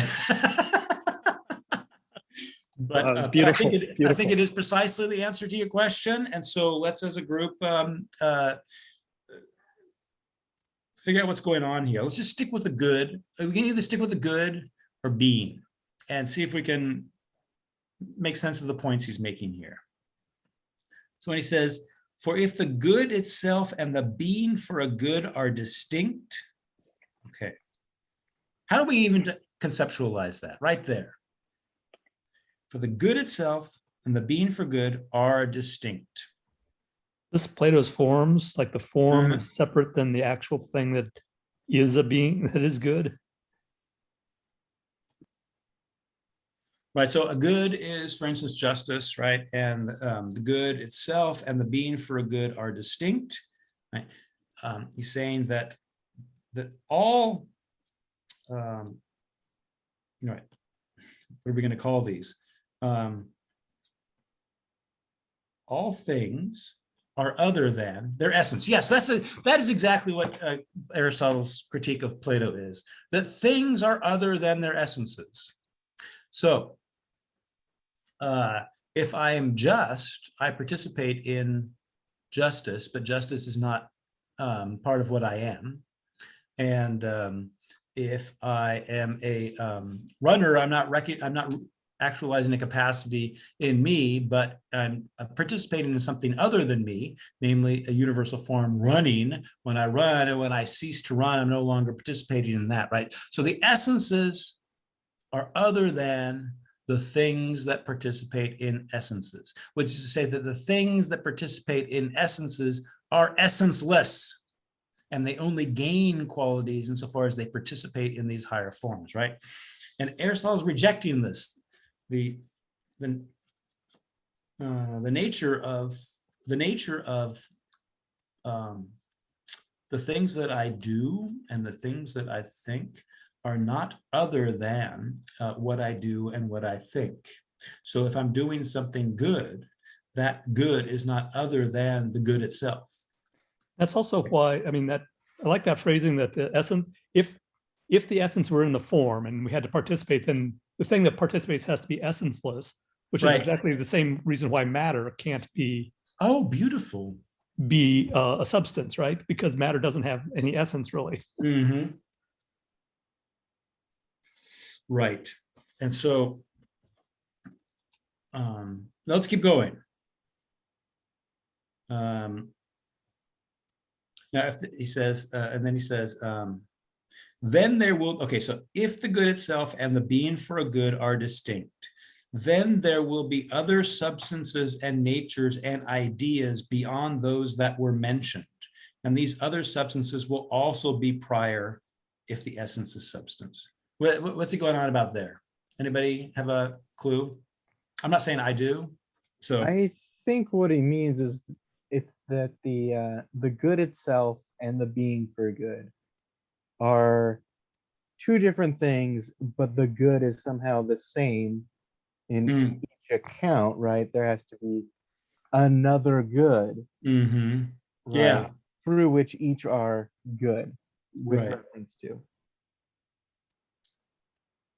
Right. So no matter what, we don't get away from essence. So there's going to be a collapsing of essence and the being of, or the essence of good and the being of good at some level, right? If it's not at the level of this good deed here and the good, then at a higher level, but we don't escape it, right? We can either go into the infinite regress of the third man argument, or we recognize that third argument, third man argument simply is another way of saying that the good itself and the being for good at some point and coincide. And we don't have to wait for infinite time until this regress completes, because it never completes. So it's already, right? So which is say it's already at the very bottom level where we're working at. There's already that coincidence. Does that make any sense?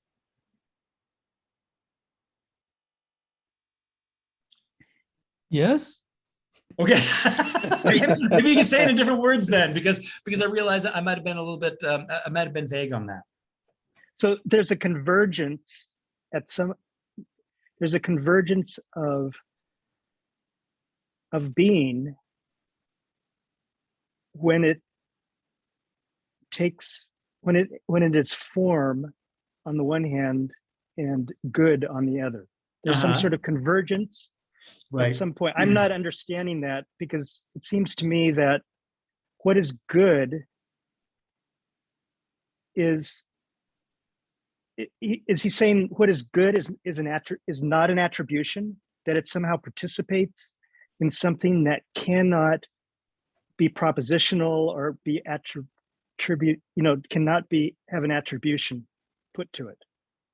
Well, I mean, I'm just gonna read the first sentence of the next paragraph, to which will reject what you just said, right? The good then is necessarily one with the being for a good, right?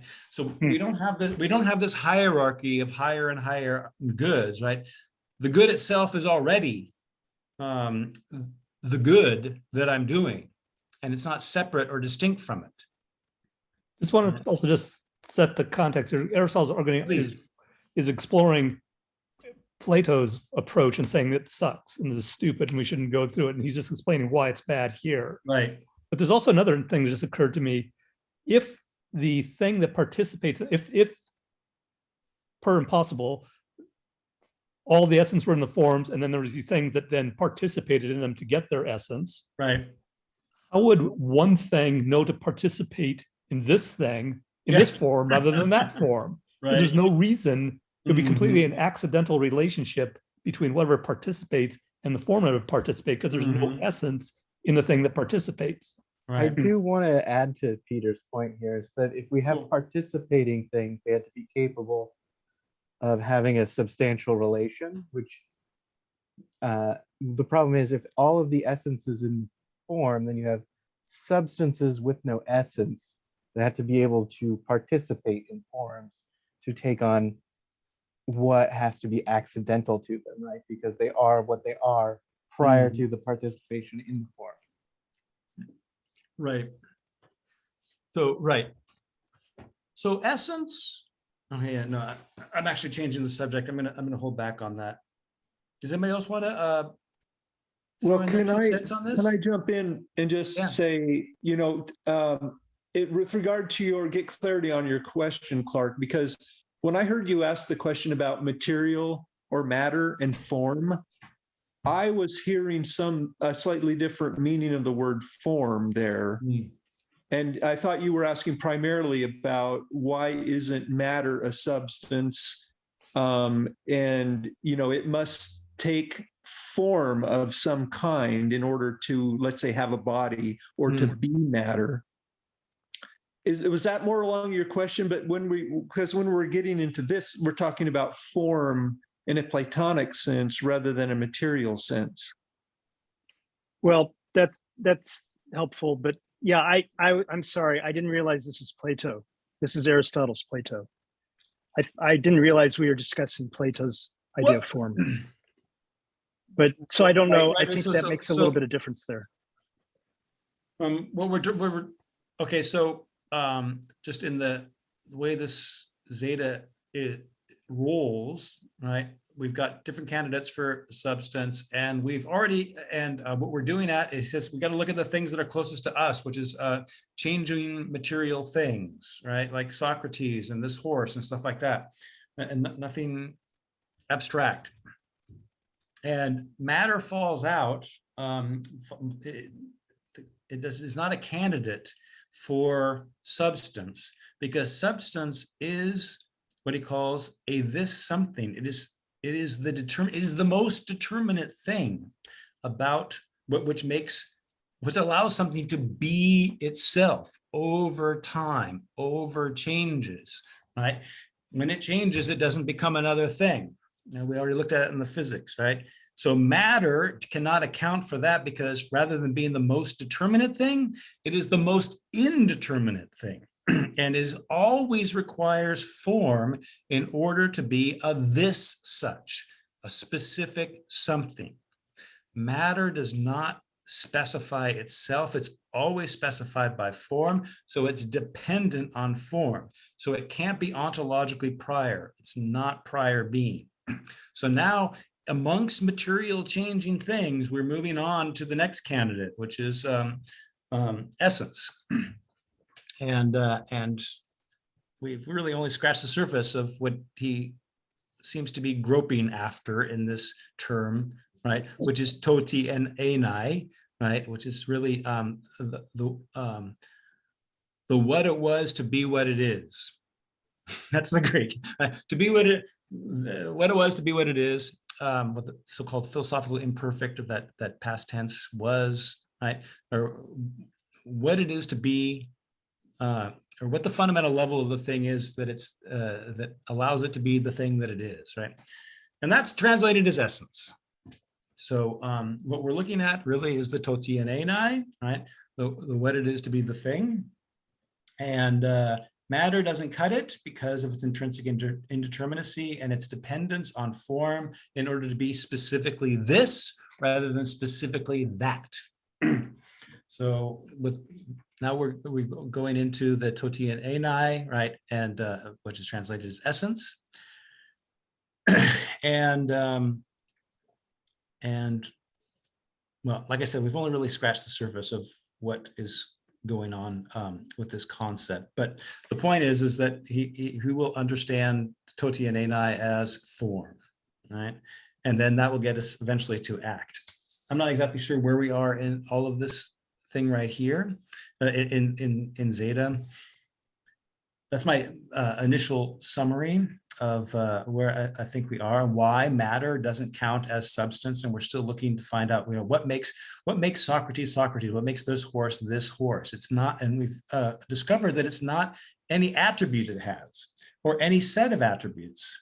And the more attributes we attribute to it, the more indeterminate it becomes. But it's not some unknown underlying subject, some X that has a bunch of properties. Because as X, it would be a black box. It's completely indeterminate. It's not a substance. What's completely indeterminate is matter. And if we call an X with a bunch of properties, all we're imputing to it the nature of matter, not to be anything without some form being attached to it. And Aristotle says that is not substance. Right? What makes Philip be Philip is not some black box that a bunch of properties attached to him.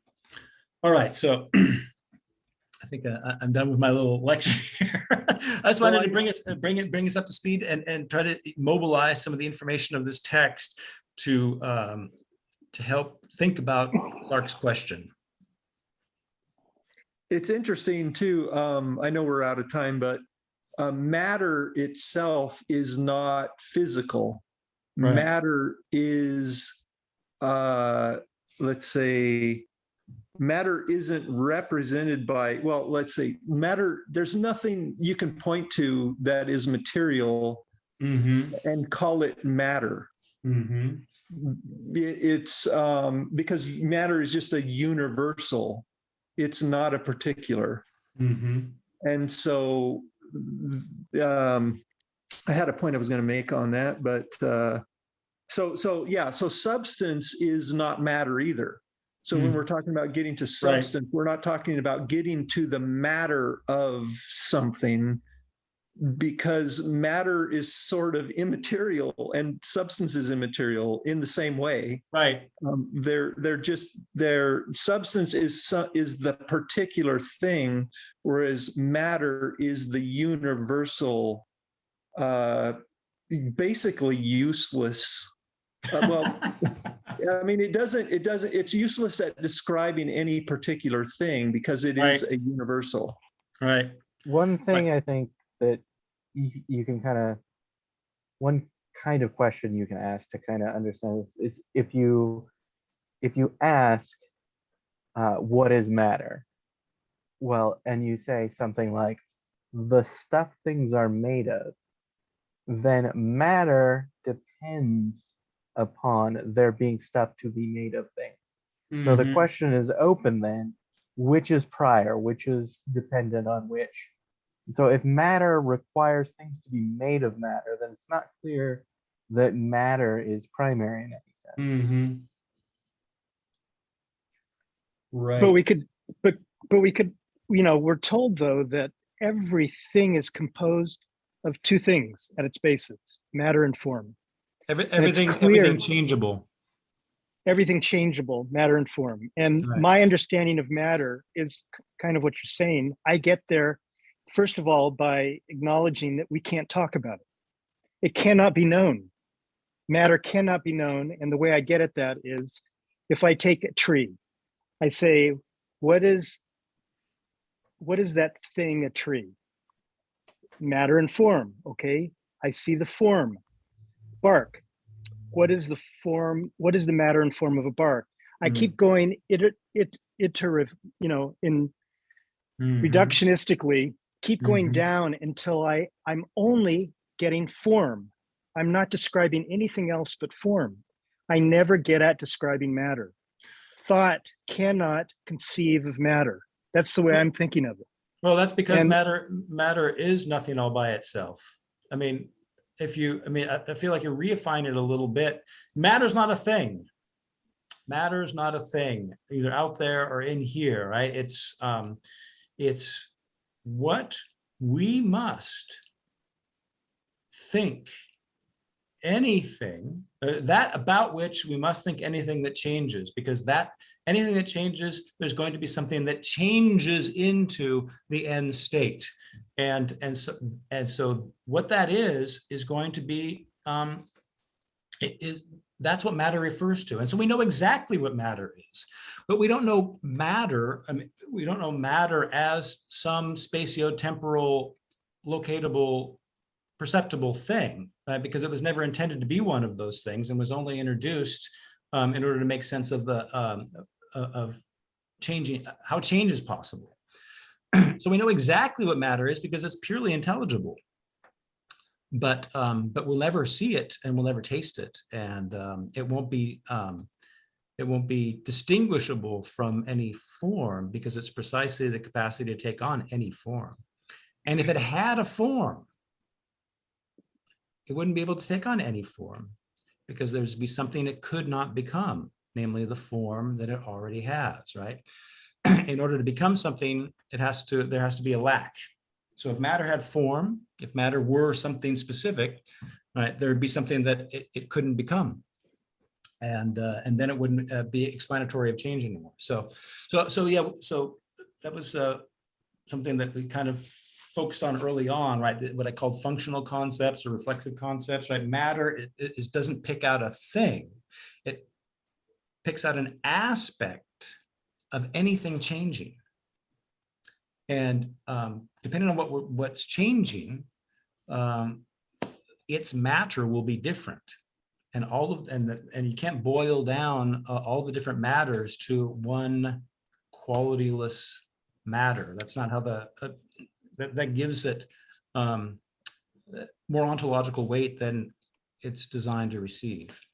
Well, Michael, let me ask you this.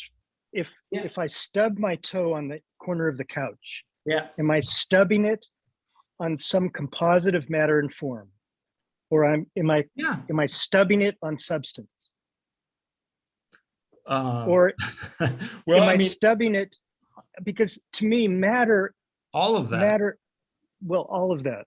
right? Because if it's a if it's a composite of matter and form, right? Then it's if it's composite of matter and form, it's going to be material something. Every material something has an essence and therefore has a substance. It is substance. There is a way to be that thing. If it's a rock, there's a way to be a rock. If it's the leg of a couch, there's a way to be a leg of a couch. If it's an animal's tooth, there's a way of being an animal's tooth, and therefore substance. Okay, so I see the substance part, but I'm lost about the matter and form part because I can't see how I stub my toe. Well, you're not stubbing form. it against the matter or the form. You're stubbing it against the leg of the couch. It's just that if we want to understand how the leg of the couch can change, we have to think it in terms of matter and form. But it itself doesn't. It's not something. It's not like I don't know how to even say this. Like there's not like a little piece of matter there, and then a little form that's keeping it into the leg shape. Okay, that's helpful. I'm going to ponder that. The It's an key here excellent is question. the change. Because the change. We're so used to thinking of Platonic forms as being somewhere as being entities, like bottles and books are entities, just abstract. But forms aren't like that, and matter is not like that. For Aristotle, there's just the changing things, and what the changing things require to be thought of in order to be thought of as changing things. And So could we say this? I mean, we could say, well, I just stubbed my toe on matter, but you can't say that because matter is universal. So that's too much of an abstraction. You can't stub your toe on an abstraction. So if you say, well, no, I'm stubbing my toe on this matter. Well, then you could say, well, why are you calling it matter? Why don't you call it what it is? Right. And so it is the leg of the bed. Right. Well, isn't it made of matter? Well, no. I guess I was trying Because, to think about yeah, why would I say no? It's not made of matter. It's made of this. It's made of its matter, right? In order to be, so right. So that you've got to build a house with timber and bricks. You can't build it with Jello, right? Jello. We want to say Jello's material, but it's not matter for a house. And so so in that sense, it's not the matter of the house. You can't build a house with it. And but you can do other things with it, and whatever you can do with it, that would be the material of that. But Jello itself has a form. It's not pure matter. So yeah, so any material is already formed in some specific way. It cannot be matter on its own. Right. All change presupposes matter, such that stubbing your toe, right, that involves change. So it does involve matter, but you're never going to stub your toe against matter. Rather, matter is a precondition for the kind of things that you can stub your toe on, Right. and for the process of stubbing your toe on them. Right, but yeah, but you're either studying on rock or on wood that the leg of the couch is sculpted from, or something that is suitable to be the kind of thing you can stub your toe on. There's the Aristotelian universe doesn't have like existing free-floating matter that occasionally takes on shapes, and then we would say it's formed matter and therefore a composite material thing. There's no matter existing Yeah. like that. So a couch has, 4 legs. We could say they're all matter is involved in there being the legs of a couch. But you Right. can't be stubbing your toe against matter alone if you're stubbing it against one of the legs, Right. because that leaves 3 other legs that are still matter that you're not Mhm. stubbing your toe against. I mean, besides which, you can dream you're stubbing your toe and have the same pain, but there was nothing material in that sense that you would have stubbed it on, but you still have the same pain. So, the example can be stretched in a way that we can get away from this material component that seems to be essential for the pain you feel in knocking your toe against something. Right, but I mean, the point is not to say that it's the only way to think matter. It's just Aristotle's way to think matter. And he justifies it. He doesn't just introduce it because for grins and giggles or to make materialists happy, right? It is a metaphysical concept, which means it is not available to the senses to be individuated in space and time. That refers to that which undergoes change when a form is lost and a form is gained. So there's no way to talk about change consistently without employing the terms matter and form. And matter refers to that which undergoes the change, and form is both that which is lacking at the starting point and that which is gained at the end point, right? So I can only gain redness if I don't have it at the beginning. And that's a condition of my acquiring the form of blushing or redness or something like that. And so it's really, so these are just functional concepts. They're not concepts that designate entities. So maybe could we say that like the 4 legs of the bed, they each negate matter in the same way. Like they have changed they are a form that is in essence the change of nothing into itself. It's you know what I mean? It's like the each leg is the negation of everything it isn't. So if you say that That's not matter is Aristotelian. everything is composed of matter. Well, these legs though, they are the negation of the matter that they are not. So Well, I think what we can say instead, to make it slightly more Aristotelian rather than drifting too far into Hegel, okay. is that the legs have to lack things in order to be the legs that they are. And so there is some aspect of the leg of a bed or a couch or whatever it is, right, that must lack in order to be what it is, but it also has to be something that doesn't lack something else in order to be what it is, and it has to both be changing and resist specific changes. So in order to be any sort of particular material thing is to be constantly changing. But it's also being constantly the same in certain respects as well. And that involves this lacking relation that I think you're trying to get at with negation.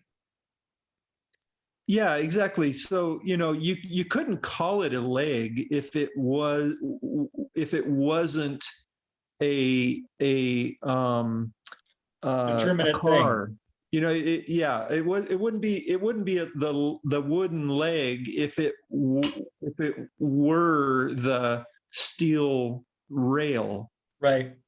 And so, matter, they're both matter, but they're matter in a way that negates matter itself as such, Mhm. because they're only matter in the way that makes them what they are. Right. I mean, it negates matter as some kind of independently existing entity, which is our conception of matter, right? Early physics called itself matter in motion, right? So, which is to say that motion was external to matter.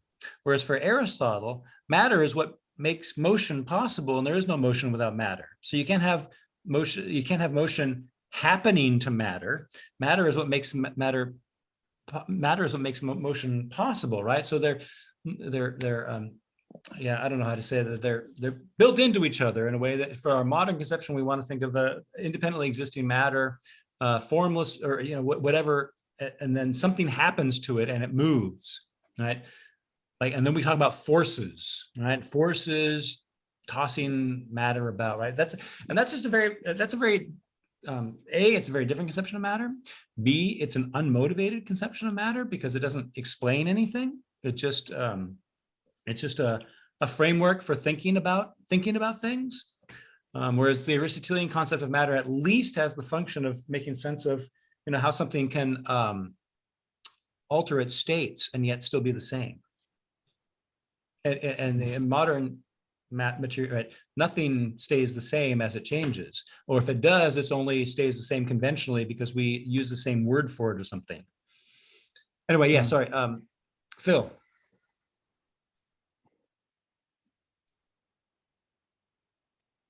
You're muted. Sorry, Phil, you're muted. I There you want go. to say, now you got me totally confused, because I generally hear that for Aristotle, there are 4 basic elements, right? Water, fire, earth, No, those and Air. air. Yeah, right. Okay, now, are they elements? Are they matter? Are they substance? I mean, are we just totally that has been totally mistranslated through the Middle Ages, and we don't know what the hell they are. Well, I'm just going to say at the beginning, he includes them as substances, and towards the end of the book, he will say that they're not proper substances. But yeah, right now, the 4 elements are substances. Yeah, and we'll have to find out why. Okay. Why they aren't properly substance later on. So it has been mistranslated or misapplied through the ages. That's post-Aristotelian. I think he brings the elements in because they're parts of other theories, and he doesn't go into a great deal of depth in so far. I don't think you need to understand the things we're talking about now in any specific relation to those elements. Right. I mean, his point is that prior theoreticians or prior scientists and thinkers tried to understand the unity of the cosmos. In what sense? Everything is regular, everything is orderly, by and large. And what accounts for that? What's its ground? And some of the pre-Socratics that Aristotle looks at try to derive all phenomena from either water or fire, or some combination of air and water. And so his point is that that the fundamental attempts to understand what the being of things are, right, was the reduction to elements, and the elements are material because they change. And indeed, it's a very important part of Aristotle's theory that they change into one another. So yeah, but the point is that he said, all these theoreticians, they're thinking matter, right? But they're thinking matter as being. So we need to investigate: is it possible for matter to be being? Is it possible for matter to be substance? And he gives us some reasons to doubt that in the early books. And then in Zeta 3, the one we just read, he finally knocks the leg out from underneath it, right? We've discovered that substance is that which is most specifically the being of a thing, and matter is the least specific or the most indeterminate of all, and is always dependent on something else to give it determinacy. And substance is determinacy as such, and so matter can't be being. And so here he's gone past all material metaphysical accounts. But matter and form can be being, right? Well, yeah, because it's what he calls a composite, right? A changing It's a thing. composite. So Right. matter and form are mutually exclusive, but jointly exhaustive.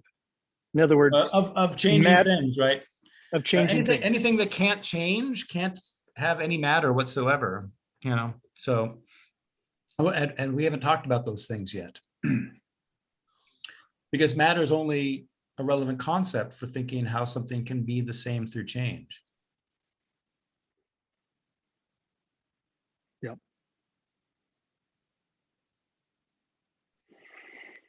Right. So, in establishing the physics, Aristotle needs to show that change is possible, because, as we stated numerous times, Parmenides raised the massive claim that if being is, then it's total, it's infinite, it's complete, there is no lack, and there is no difference, and so change is impossible. So Aristotle must think change as a way in which being and non-being cohabitate. And that's and the concepts that he uses to make sense of that are matter, form, and lack. And so, but matter, form, and lack are components of the definition of change, but they are not physical beings, and so they cannot be investigated by the physics. They are, however, the conditions of the possibility of change. So there is a higher science, the science that studies those components that of the concept of change that allow change to be conceived of as real. And so that's what we're doing in the metaphysics. We're investigating these things, but we're not investigating physical things, things that actually move. Matter doesn't move. It allows for motion, but it doesn't move.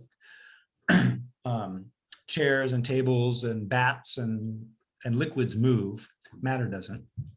Matter is an explanatory principle to account for what is it about a thing that changes, and form is an explanatory principle to understand both what something lacks in order to change and what the end state of change is when change has ceased to be.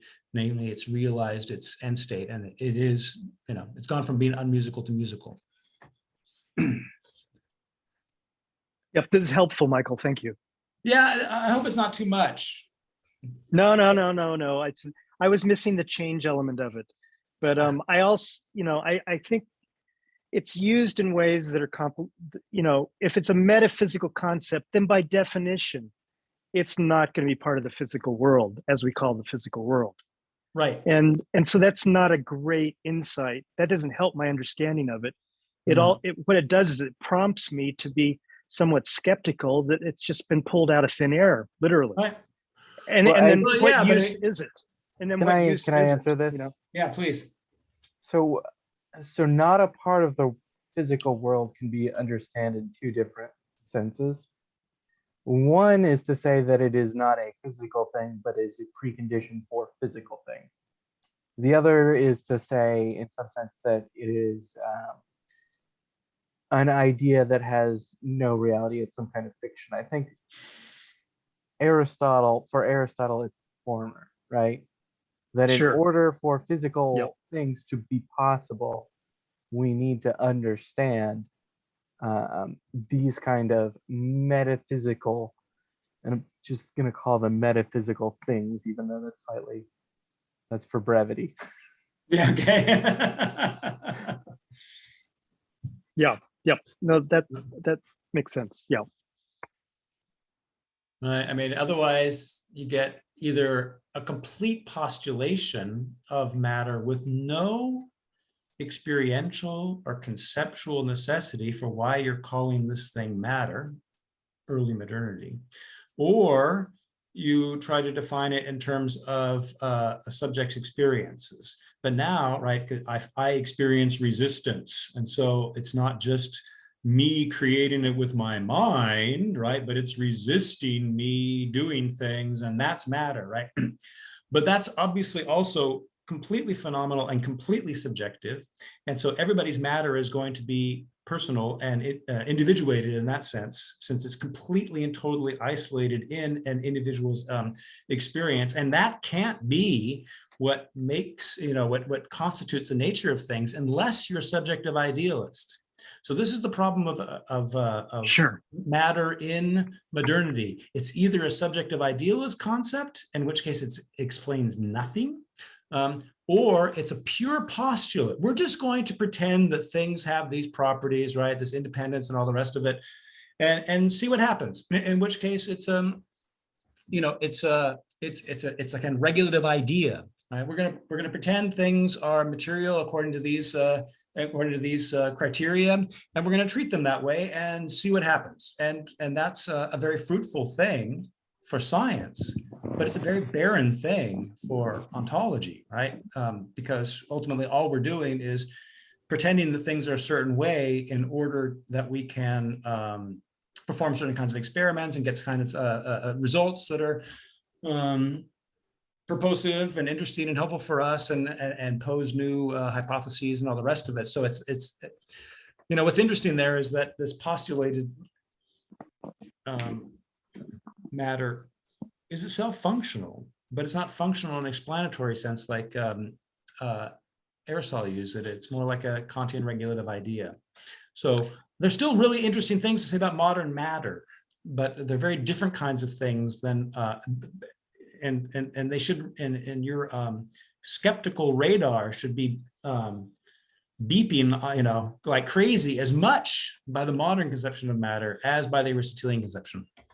Can I frame it this way? This is the way it's been helping me through with this text is, you can start out with, okay, there are a bunch of things out there, and they all seem to be made of material.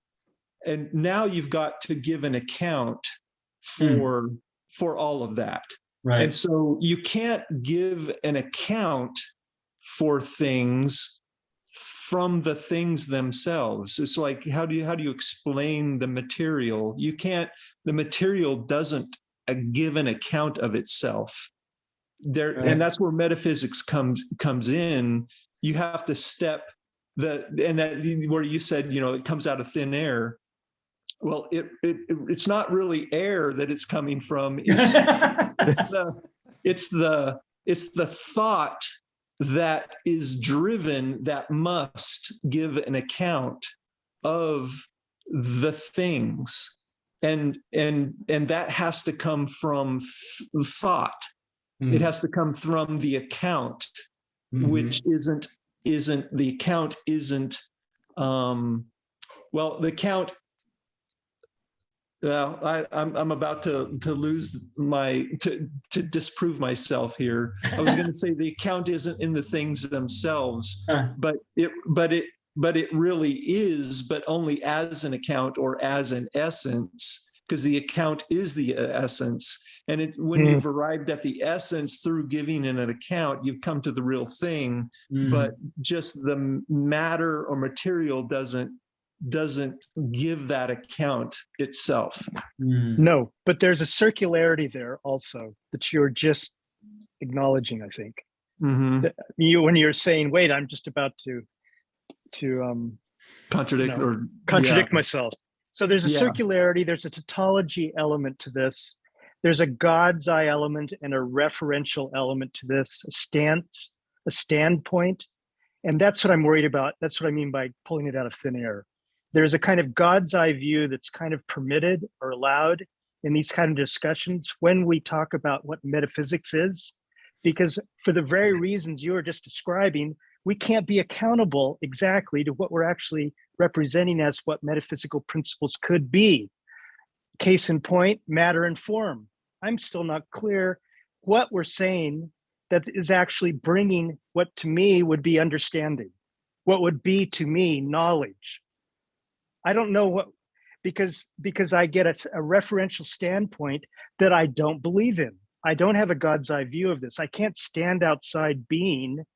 You know, it's the difference between, we talked earlier about the difference between thinking being and thinking about being.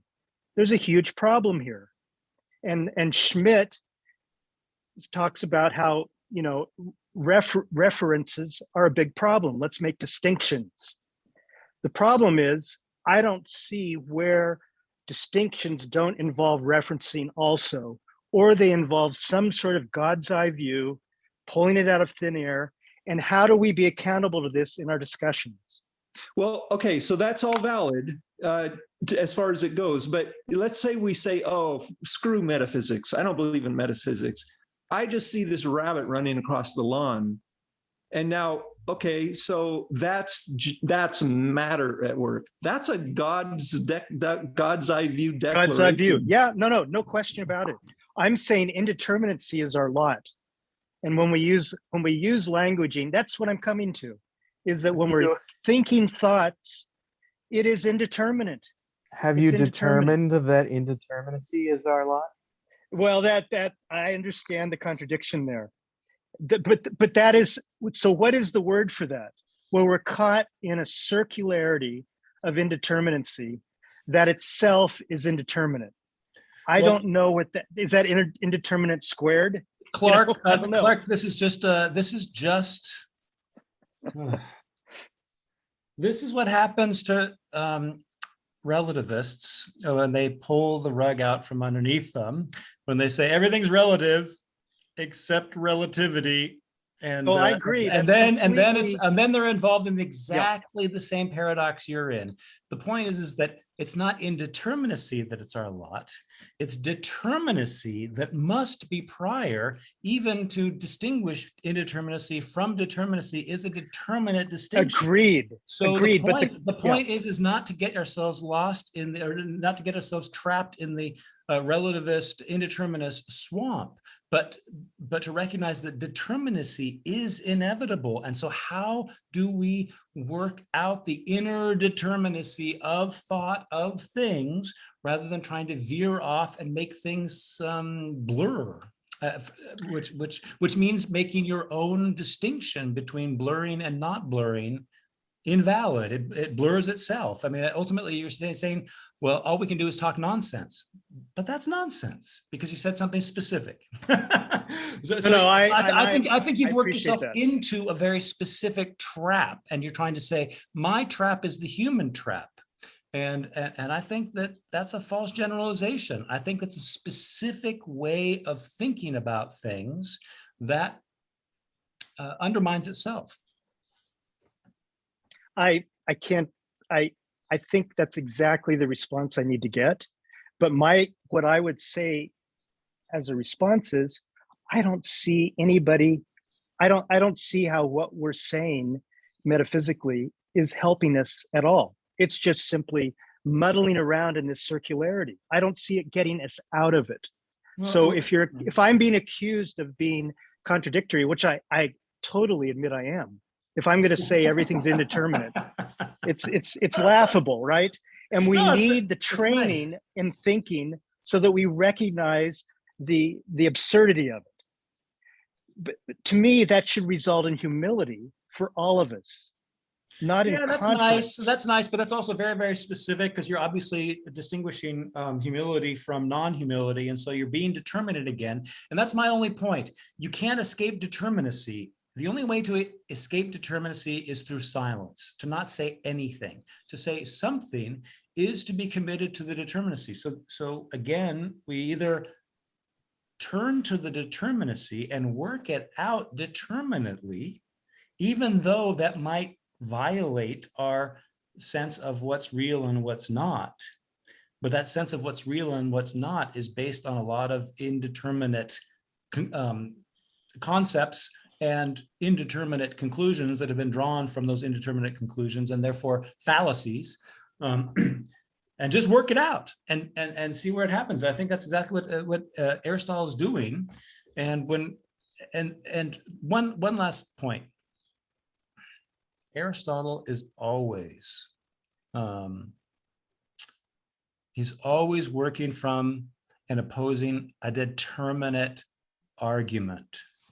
Plato says, or sorry, Parmenides says change is illusion.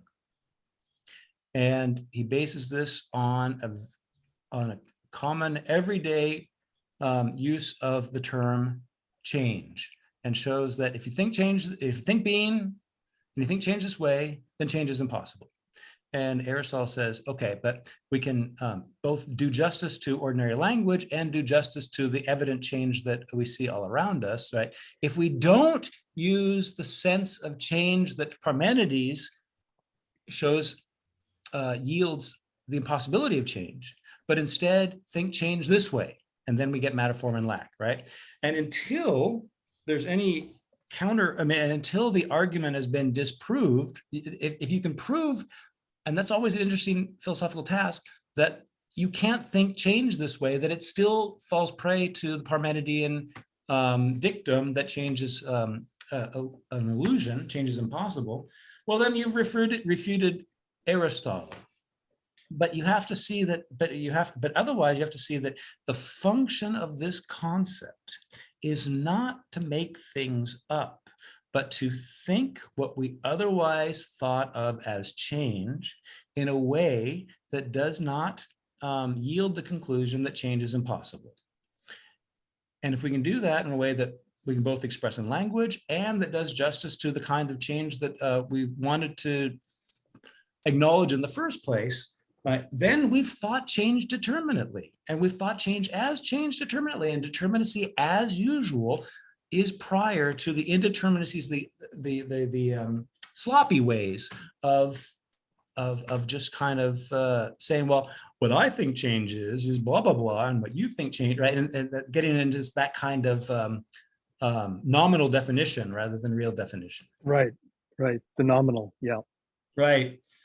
So I'm still pleading that you give it a chance, and but what we need to do is you have to understand what's going on here, and what you're not getting is a straitjacket. But what you're getting is this is what indeterminate thought leads to: contradiction, fallacy, infinite regress everywhere, right?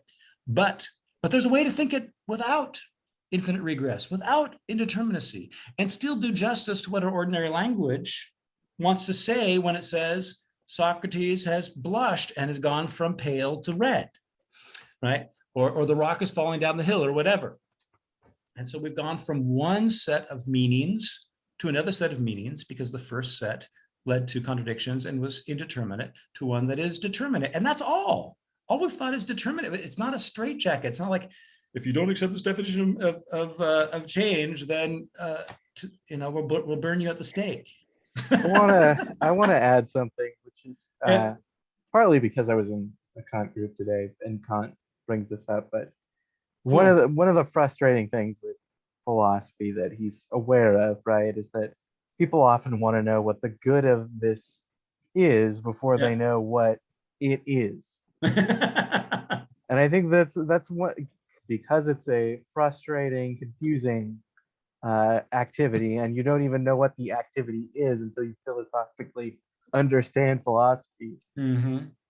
It can be frustrating. Like, what good is this? It feels like a sort of, is this just a false promise?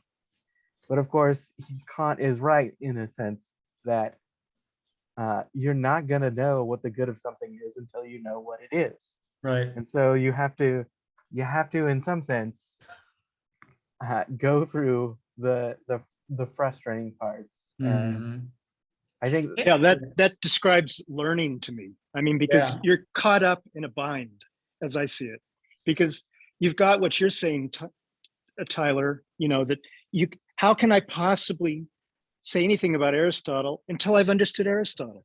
But then I would also say my experience is that chemical rewards set up a pattern and habituation of human beings so that what they learn, what they're seeped in, they don't get out of. They can't see out of it because it's the way in which our biology is set up to reinforce patterns. And if I'm only engaged in a certain pattern in order to know that pattern, then it would be part of my nature to continue that pattern, not to have some sort of objectivity that now I can make a decision about whether I like Aristotle or not. There's a bind here, is all I'm saying. Learning is a very Why do human beings start new things ever? Go in science. Yeah, I but mean, isn't- if we're just kind of slaves to pattern, right? You would expect that we don't change in the way that we do change. no, but patterns can include change. I mean, some people have to always get the thrill of rock climbing where they're getting then the thrill you're- of death and change. But then you're not That's a pattern. repeating a pattern. You're changing patterns. Well, at what level? Yes, at an it depends on what level you're analyzing it. A rock climber, I know rock climbers. Mountain climbers. They go and they have a pattern, and they would call it a pattern. It's a pattern in every sense, but life and death come up in different ways each time. But to them, that is the pattern. The I pattern mean, is you the can difference. you can retroactively describe anything as a pattern, but that doesn't mean the person who does things that you can later plot out as a pattern is simply following a pattern, is what I want to say there. Well, I Yeah. do find kind of a frustration in the complexity of this. And that is like what Heidegger points out, that there is a time clock. In other words, you don't play a basketball game and it's endless. The time runs out. And how do you get to the end when the time runs out? I mean, there is a problem in that, like you spend your whole life and the time runs out and there you are, you're still at the same place. I mean, so that Yeah, is but- frustrating. I agree, but as far as speaking about God, like I have